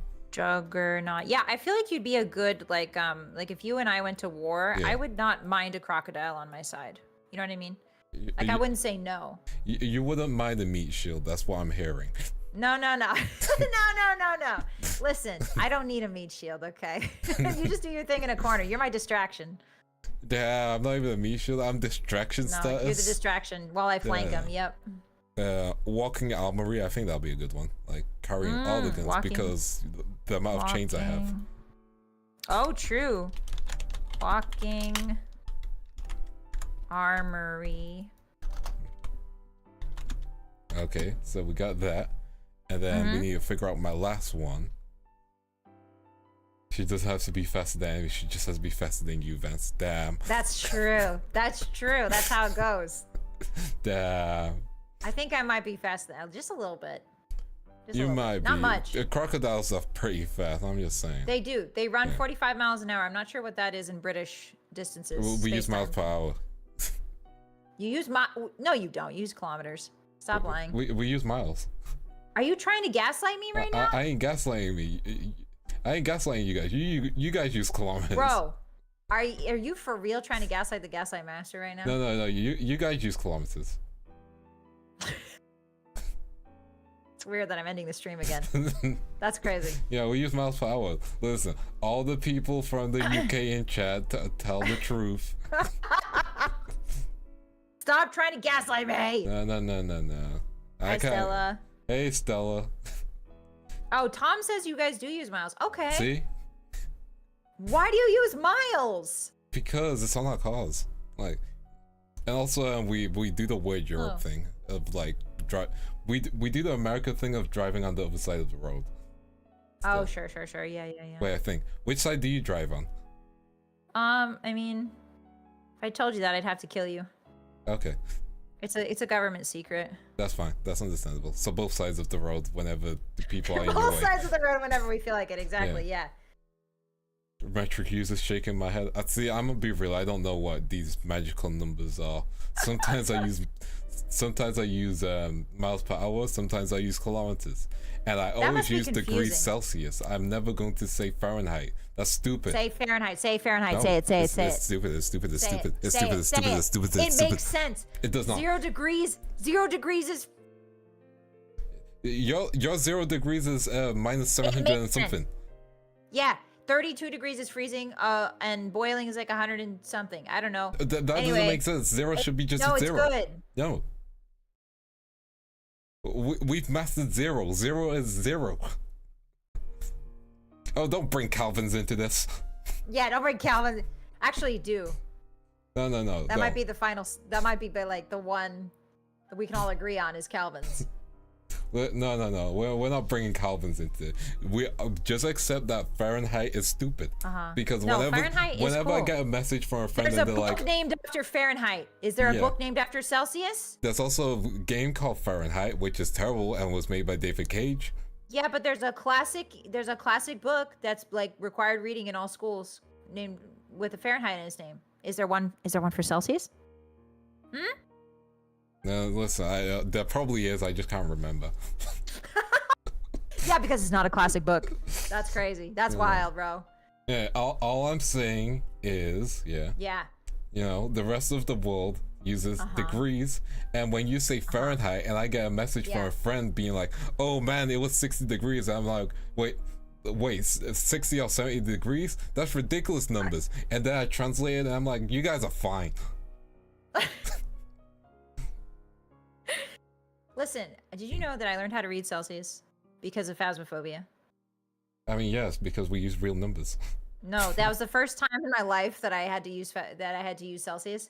And it's fine. It's okay. It just doesn't tell you anything. It doesn't tell me any. It doesn't give me an idea. Like if I see on the Celsius that it says like 20 degrees, right? Say if it's 25 degrees warm. Celsius. That is cold as frick to me. Yeah, that's so cold. To the rest of the world, that's warm. That's warm number. That's just a question mark to me.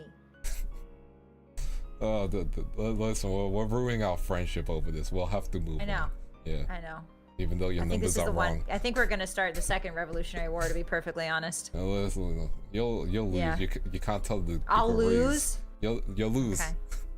You don't know how many acres of soybeans and corn I got, bud. There's no way I'm losing. You know, fair. All we only had 13 colonies last time. Now we got a bit more. Just a few more. Well, all I'm saying is, you know, 0 should be cold, not 37. 0 is cold. 0 is cold in Fahrenheit. It's not. Yes, it is. 0 is so 32 degrees is freezing. 0 is like below 32. Yeah, but like, why is 32 freezing when 32 is like up a number? 0 is freezing, you know? 0 is very freezing for us as well in Fahrenheit. But 0 is just freezing for us.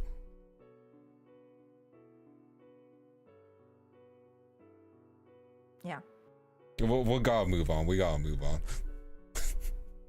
We just gotta move on. You can feel the anger building. Okay, freezing is 60 degrees. What the 1 second. Let in me California, freezing is 60 degrees. It's true. If you're in California, no, 60 degrees is freezing. I don't like that.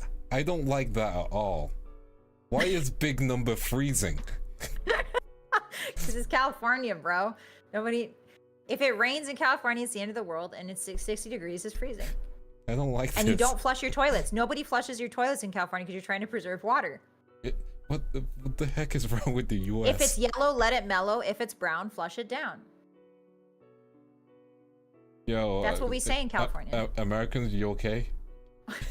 Californians, you good? Californians, are you all right? Are you cool? What's the price of kale? Y'all can move. Y'all can move indeed. Oh God, it's true. All right, we're making a robot. Okay. We're making a robot. We're making a robot. I can't make a robot with this news. Can't work in this environment. Toxic work environment, to be honest. I live by the East Coast. What about those freaks in Nevada, Arizona? Oh my God. Hey, Arizona gets cold, man. It's a desert. Fair. Yeah. Also, Estella, listen. Screw the environment in that situation. Like, flush all you need. Listen, as long as you clean the bowl, it's fine. As long as you clean the bowl regularly, it's cool. It's chill. You know what I mean? No. You know what I mean? No. You might have to know what I mean someday if you come out here for a con. I ain't going to America. I ain't going. That's fair. That's so fair and real. That's fair. You don't have to come. It's all right. It's fine. Unless I'm getting like a free flight and everything, hotel, unlimited flushes, you know. The flushes automatically. Yeah. One time I went into an izakaya and there's a Japanese toilet. Oh my God. Changed my life, man. I need to give those a go. I know they can heat up the seating. They can heat up. They talk to you. They play funny little music. I don't need someone talking to me when I'm like, you know, too late. No. You can turn it off, but it's like you can also play funny little music if you want, shall we say, a sound barrier between you and the rest of the world. That's fair. Probably some dubstep. It took us, hold on, it took us 1 hour and 51 minutes to get to the toilet talk. That is a record. That's a personal record for me. To be honest, so thank you for being here for this. I don't know. I'm just gonna take it. You're welcome. Okay. You're welcome. I am here to encourage discussions very openly. Very openly. Stella says, I like the toilet when water go up the butt. Yeah, that's a bidet. Can't spell it, but I know what it is. A who? Bidet. A who? Bidet. Bidet? Yeah. Whose name is Bidet? No, the Bridget Bidet? No, the toilet that does the water up butt is called a bidet. A bidet. Is that English or French or? I think it's French. You think it's French? Okay, that would make sense. We should probably move on. I have nothing to add. Now I have a question for you. Okay. What if you filled a Nerf gun with water? Mm-hmm. And then taped it to the inside of a toy. Mm-hmm. And then you hooked up like a machine to pull the trigger instead of like a regular bidet. What if you just had like a Nerf gun? No. Like what? Like I'm saying, like if you can't afford a bidet, are there ways to jury rig this? Don't have a bidet then. Just wipe as a normal person. I'll make a bidet of it. I'll make a bidet of it. No. You just wipe as a normal person. You're fine. You don't need a super soaker your ass. I'm ending. Goodbye, everyone. This is so good. This was so good. This was so fun, everyone. Goodbye.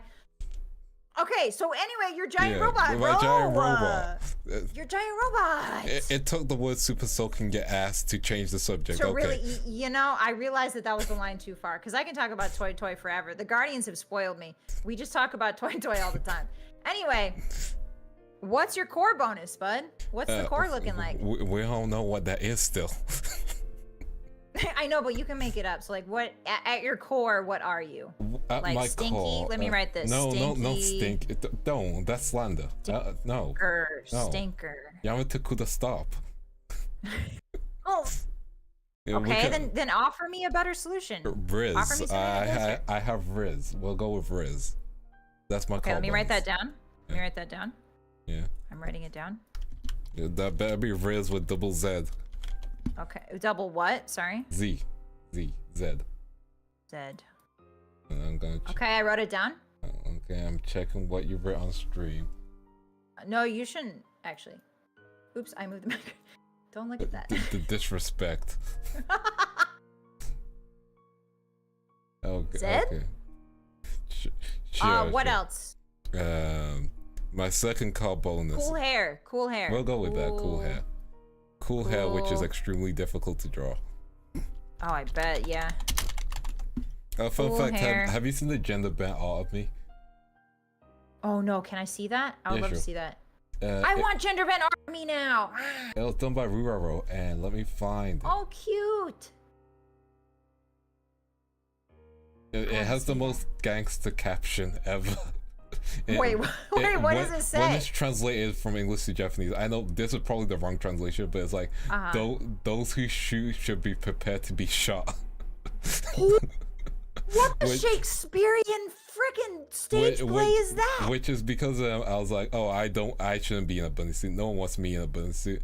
And there's like, the only people who should shoot are those prepared to be shot. And I should be prepared to draw them. I love the juxtaposition here. Did you send it in Discord? I'm gonna send it you now. I'm just like, that's so send hood. it in Discord. Yeah, that's really hard. Oh my god. Yeah. Okay, let me do something real quick. I'm gonna show the hotties this because this is art, bro. Like, not only is it like graphic art, it's also word art. You know what I mean? Like, you and me are yappers. We understand the word art here. Yeah. I'm gonna call this real art. Yeah, all right, are you ready, fantastic. hotties? Real art. Let me show you the real. Look at this. Okay. Look at this. I'm gonna pull it up on my screen as well so people can see, I guess. Sorry, okay, now run the translation by me one more time. Okay, the only people who should shoot are those prepared to be shot. I should be prepared to draw them. Wow. Yeah, I can't read that kanji, but that looks right. Yo. Let me show my chat this. She got some chompers too. Look at her. Oh yeah, for real. She got chompers. Oh, who's the bunny? Is that rhubarb that you're holding? I hope not. I like rhubarb. Who's the dead bunny? That'll be kind of screwed up now. How I think Is about that rhubarb? Also, let me get the picture up on stream. Getting pictures up on OBS no worries. is like I want gender bent art of me now, guys. Get on it, hotties. Please. I would love that. Get on it. I think I would look so cool. Yeah. I think you'd have to take my hair away. Nah, you can keep the same hair. The same hair, do you think? Yeah, it's like, depending on how you can do it, like, there's a way to do it. Although if we keep the same length, you might have the fuckboy vibes. The what? Run that by me again. Okay, so what that means is, okay, it's hard to explain. Chat, you know what one of those is. It's one of those guys who's like, hey girl, you know, that kind of energy. Yeah. Yeah, it's like that. Yeah, it's kind of like, hey girl, here, what's up? Like, it, you know, it's like very like, they just down to screw. That's the best way to describe those guys. Yeah. Boy. Yeah, fuck boy. Wait a minute, you're saying I give frick boy vibes? I'm saying if we kept your long hair, you give frick boy vibes. Yeah. Guys, are you hearing this? Are you hearing this? Am I wrong? I can't have both negative Riz and be a frick boy. You understand that, right? Like, that's a logical inconsistency. No, it's pretty consistent. Like, is it? Some frick boys have negative Riz, you know. That's true. Gender banned Scarlet is just bald? Question mark. Okay, banning. Already, this is the first time I've seen you in chat, and you've already gotten a ban. You're so welcome. Welcome in. Also, here's the art, chat. This is a really cool art. It's really good art. They do really good Globie art, like, generally. So, like, they do a lot of hard work. That's so cute. Yeah. That's very cool.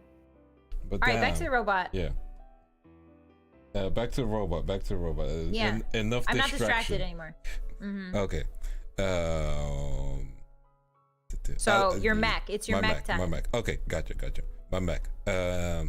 What mech would suit me? You said a biped, right? Not biped. I'm thinking a quadped. No, I said quadped. Yeah, quad.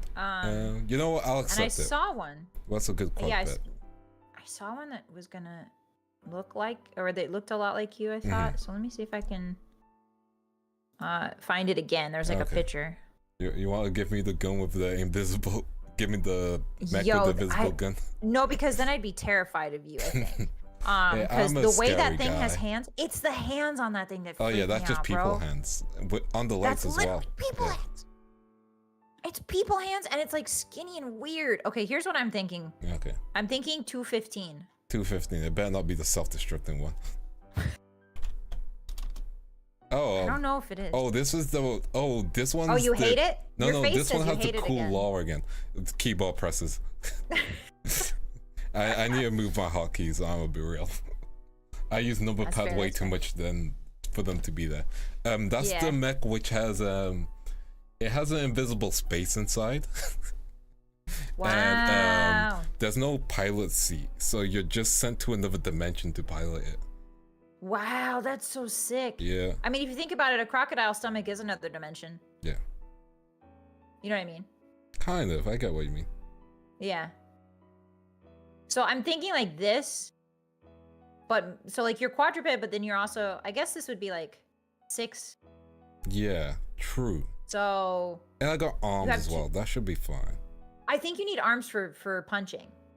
Yes. So like true. instead of a gun, it would be like punch. You thought about it. I've thought about it. Yeah. We had time to think about it while we were talking about toilets, and. I want to forget. I had a background program running while we were talking about toilets. Yeah, it's this one. It's this one. I'm just showing my chat list. Which one? Oh, 215? Yeah. I can work with this. Too bad I don't have a head. I mean, you can. So here's what I'm thinking. So instead of, because this one looks like a beetle, this looks like a Kabuterimon from Digimon, right?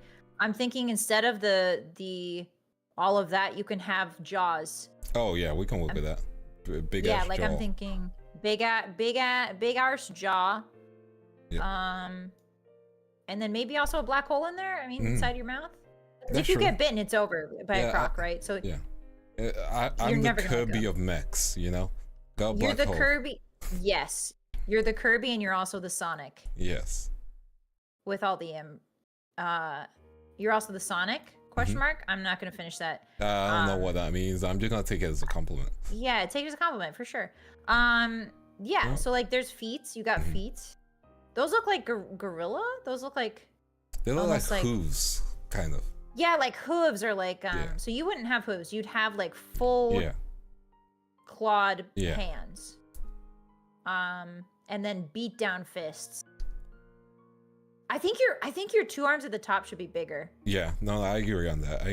We can like, change it around. We can style it out.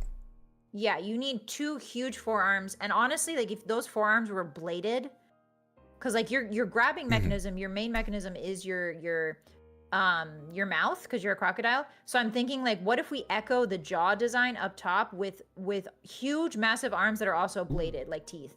Oh yeah, no, I can respect that. Yeah. Yeah. And then, did you want a ranged weapon? Nah, I need to get up close and personal. Okay. So like none like I've got a flamethrower, you've got none whatsoever. Yeah. What about a tail? Can you have lasers on your tail? We can pop a gun on my tail. How about that? A gun? Yeah, just like a rail gun, like a .50 caliber type. Can we just have a cannon on your tail? You know, are there any cannons like a real cannon? You know, if we had a rail gun on my for my tail. I think the rail gun would be cooler, because then you could shoot like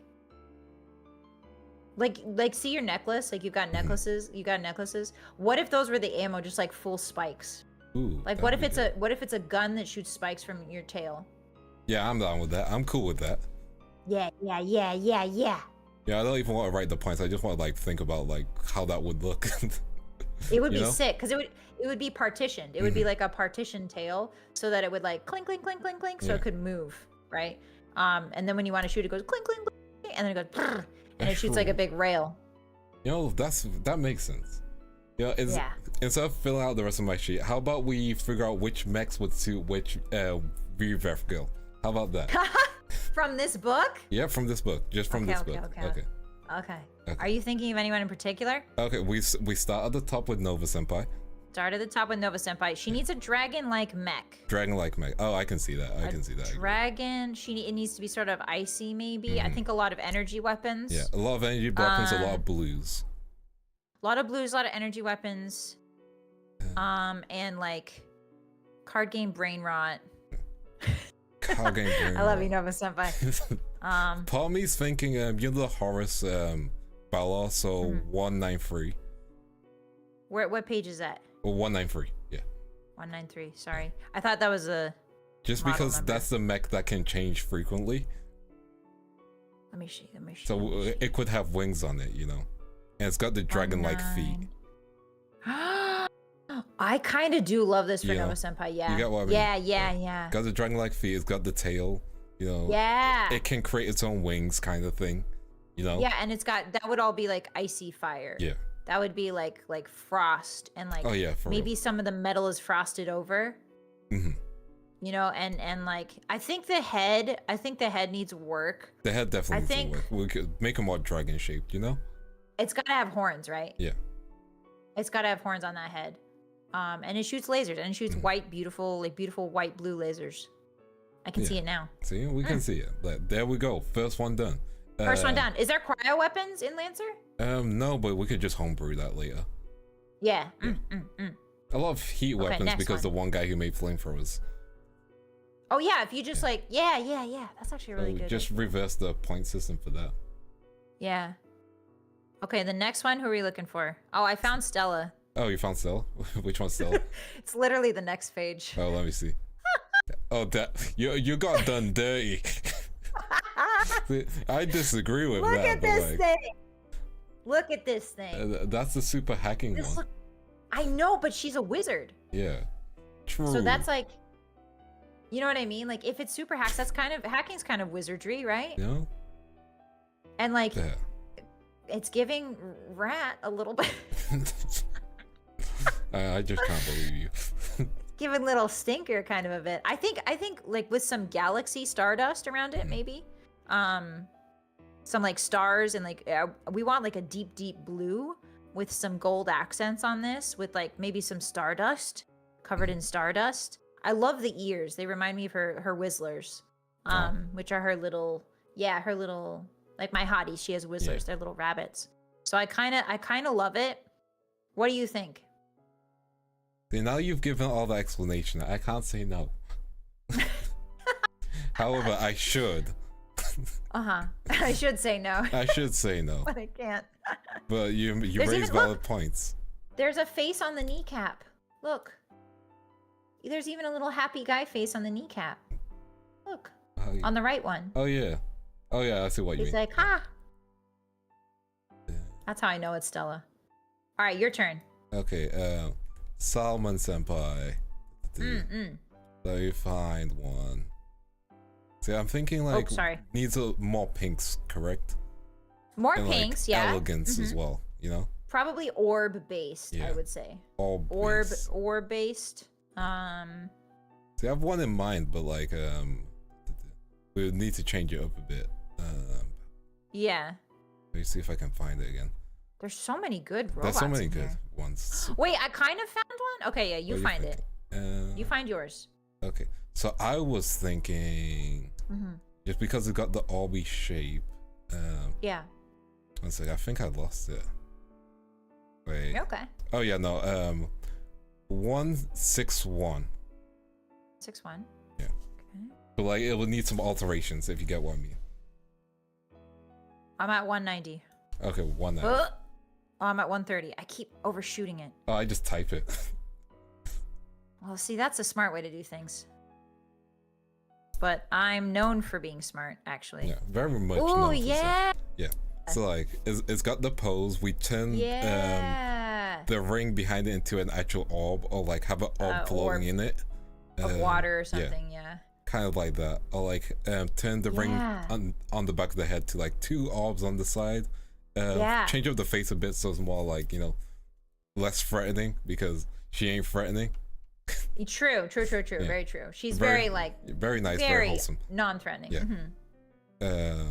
And like, yeah, that's my reasoning on it. I like that. Yeah, I can see that the reddish would become pink. Yeah. Like if we make that pink and then make everything else blue. Yeah, I agree 100%. Okay, and now that I know there's more behind, I'm looking at others now. Okay. Footy's gonna be a hard sell, I think. Ooh. We're gonna have to. We're gonna have to. Is she gonna be quadruped or biped? That's the. She has to be quadruped. She has to be. Okay. I think out of all of us. Let's go furry then. Yeah. I also think she's like super gremlin mode, so like we need something destructive in power. True. I'm thinking this guy. Ooh, which guy? 137. 137. Oh, I think I just went past it. I think I know which one you're talking about. No, you can't. That's just a healing robot. It doesn't do anything but healing. Oh, okay. Like, genuinely. Okay. Not that one then. Keep an eye out for like an Ari one too. Yeah. We can definitely find one for Ari. And Renona. 185, maybe. 185. Yeah, 185. For furry. 185. Ooh, I kind of like colors, this. Yeah. But they. Oof, I like put some ears on that. Easily. You know what I mean? Yeah, I get what you mean. Yeah. Ears, and then I think the 2 arms that are kind of hanging need to be like claws. They need like intimidating shred claws. Yes. Bigger arm shredding. Yeah, no, this makes sense because she can jump straight up into the trees. And this thing looks like it could do that if there were trees in space. You know what I mean? Yeah. Yeah, I love that. Okay. Renona / Ariel. Okay. This is going to be... there's got to be like an angel robot in here, right? Maybe. I think the more Waylandy ones might have it. Okay. I found the one for... Wait, have I? Have you? Have I? No, I have not. I have not found anything. Just gaslighting yourself, man. I am gaslighting myself. That's how I hype myself up in the morning. Today's going to be a good day. Delusional. Oh, you took your jacket off? Oh wait, did I take my jacket off? I pressed it by accident. Should we take our jacket? You can take your jacket off. We're casually chilling. We're casually chilling. Yeah. That makes it look like I'm just at some bar getting drinks. Yeah, I don't want to be like, I look too dressed up with my cape on. You can wear a cape, it's fine. No. Like, you know, if I had a cape, I would wear my cape all the time. That's all I'm saying. A jacket's kind of a cape, bro. It's not the same. It's literally exactly the same, just like 100 years later. Yes, it's not. It's not. It's like, look at a trench coat. You're telling me that's not a cape? A trench coat is not a cape. It is. No, think about it. Think how long it is. A trench coat still has restrictions on the arms. A cloak has like freedom. Oh, you're saying I see what you mean. Yeah. So just cut the arms off of a trench coat. Then what? Then you have a cape. Fine. I'll concede. You also don't need to put your hands through the trench coat. Yeah, but at that point, you know, like... You can be a cool guy. You're not a cool guy. Then you're just doing your best impersonation of Yugi from Yu-Gi-Oh! Well, Yami from Yu-Gi-Oh! Yo, Yami. Shout out Yami one time. Shout out the homie Yami. Pour one out for Yami. The Pharaoh's dead. Pour one out for Yami. The Pharaoh's dead. And also a ghost inside of a modern kid. Pour one out for the Pharaoh Atem. Pharaoh Atem. Okay, I think I can't find, there's no super cute robots. All good. Also, you have a good one, Vic. Thanks for jumping in and watching the stream. Bye, Vic. I think 227 maybe for Riri. 227? Yeah. 191. 199. I'm young, so I know how to type things in. 227. You can hear me scrolling. Ooh, for Riri? Yeah. Oh, hey, she's gonna hate this. You know that, right? I know, but we ain't got that many options. Look how short it is. Short king robot. No, it's super big robot, and Oh, is it super big? It has a lot of explosives because of her explosive personality. Oh, I love that. See? Okay, yeah. I could see this also being a solar powered robot. True, exactly. I can see that. Yeah. Yeah, because she's a sun demigod. So I feel like, yeah, like all of the panels on the front could be solar panels. And then like just we want orange. Also like Torii Gate shoulders, because Torii Gates are like part of her design. So I'm thinking like Torii Gate shoulders. Maybe sandals. Maybe like Geta down there. Instead of those big old boots. Yes. Yeah, no, that rules. What kind of powers though? Just explosions, more explosions. Just explosions, just like solar powered. Solar power explosions. I love that. You know. Yeah, and maybe like a small robot she can deploy that bites. Yes, I can see that to represent like tiny wolf, you know. And we added a small like fluffy tail as well. Tiny one, like a stub in the back. Just a little stub in the back, you know. Nice. Also, hey, Inaki. Okay. Let's look for Ariel. Ariel. I found one that kind of has wings. Okay, which one's that one? It was like at the very. Bro, I lost it. It's all good. It's all good. Was it a horse mech or no? I'm gonna go with nah. You remember those abominations? Yeah, because they look very distinctive. Oh, wait, I know the one you're thinking of. 181. 181. It's like red. Oh, I was thinking of the blue one. If you'll see it when you go to it. Okay, I'm thinking of the one above Salmon Senpai. So 161. 161. And then go above. Okay. But what were you thinking? What was the number? 181. 181. 65. 177. Ooh, that one actually. Yeah, that's what I was thinking. Okay. Oh yeah, this one. Oh, for sure. How did we forget about this one? Yeah, how did we forget? It's got her colors in it all. That's literally her. Yeah. It would need lots of guns. So this one, she would need, I think, like 17 different guns to represent like the Valorant guns. Yeah. But yeah, this is her spot on. The Valorant brain rot is real. Valorant brain rot real. I'm thinking like hard light. I wonder if hard light's an invention in this world. Oh, I'm thinking probably. like, yeah, I'm thinking like hard light wings and like a hard light halo, like rainbow, maybe prismatic, like holographic type. And then maybe the ribbons up here go on her hip because she's got a hip skirt. Oh, that makes sense. Yeah, we transfer these ribbons down to her hip and then give her hard light wings and like a hard light halo and then a crap ton of guns. Yeah, see, that works. That works. We did it. We did it. We did it. I think the Globie version would take too long. Would it? Okay. Yeah. Yeah. You got a lot of people in Globie. Oh, for real. But yeah. Who's your like who are you super close to in Globie? Would you say? That is a good Who do you really like vibe with? All of them, really. Yeah, all of them? Yeah, okay. Like it's just we all chill, so like there's no problem really. It's really hard to be like, oh, this is the one to guy. pick one. Yeah. For me, it's like me and Stella have the same sort of brain. The same sort of brain. Like I love all my guardians, but me and her are like really like, you know, in tune. I mean, I bet with the whole P talk.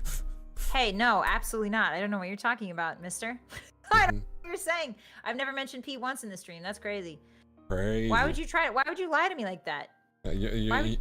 Your talk no jutsu is not gonna work on me. I'm just saying, like, you gaslight yourself in the morning to get out of bed, and you're trying to gaslight me. I'm the one who gaslights myself. I didn't mention toilets. That was you. I didn't mention those either. Then you have no proof. You just mentioned it, so that's you. I have the whole VOD. The whole VOD. But yeah, I'm gonna have to head off, unfortunately. Yeah, let's say thank you so much for this. No this was problem. really fun. This was really fun. We're definitely going to do this again. Much more organized, but we'll definitely do it again. Hopefully I can run lances for you guys. That'll be fun. That would be so much fun. Yeah, that would be sick. Yeah. Thank you so much. I really appreciate it. Thank you. I haven't made a lot of contacts in the VTubing world, and you're like the first person that really kind of, you know, reached out. So thank you very much. I appreciate it. Like again, you're cool peeps. Make sure you go subscribe to Scarlet. Just make sure. You need anything about Fallout? There you go. There you go. Stuff about storytelling. there's your girl. Skyrim, there's your girl. And it's There's me. 25 different re-releases. Even the fridge version. Even the fridge version. Make sure you guys give some love to Vance as well. He's really chill, and as you can see, like, we have the same sort of lore brain rot. Yes. So please go give him a follow. And thank you again, Vance. I really appreciate you. No problem. I'm gonna say goodbye to everyone on my side of the stream. Right. So I'm gonna yeet myself out of existence. Into the void. Into All right, the void. bye. Thank you so much for the No collab. problem. Goodbye. Bye. Bye. You know, I'll just leave it here. One second, let me switch screens. Just chatting. Yes. Hope you guys enjoyed that stream. I know I did. I'm just a croc. I'm just a croc chilling. I do apologize for not being able to answer all the questions because, you know, it's just a talky stream, so it takes a bit of like time to talk and like stuff like that. So I hope you guys just enjoyed the listening aspect. Like, I hope that was okay for you. I did try and incorporate as many questions as I could, and I appreciate you guys as always for coming over. Appreciate, you know, everything. We lit a lot about lances. Hopefully we get to run that system because it's really fun, complicated. The lore is crazy, expensive, you know. So there is that. Tomorrow's stream is going to be another collab. I'm probably gonna try and not limit, but have my collabs on like 2 collabs, you know. That was fun time. Would be interested in hearing you both just going through different series as different systems as a series. That would be really good. I think if I made some pre-recorded content and like switch between us, that might be a fun way to go through it. But like, that is a fun idea, and like, again, like, Scarlet's great. Same with everyone at VREF. Like, they've been really nice and like super chill with us, you know. So like, I'm glad this was a fun collab. I didn't realize it took up my jacket. I'll be all completely honest. I am glad it wasn't the wrong toggle. But yeah, tomorrow gonna be another collab with Evan.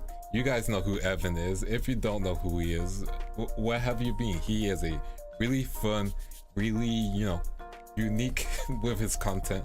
So I'm really looking forward to that as well. And again, it's been really great meeting a bunch of new people, bunch of fun people.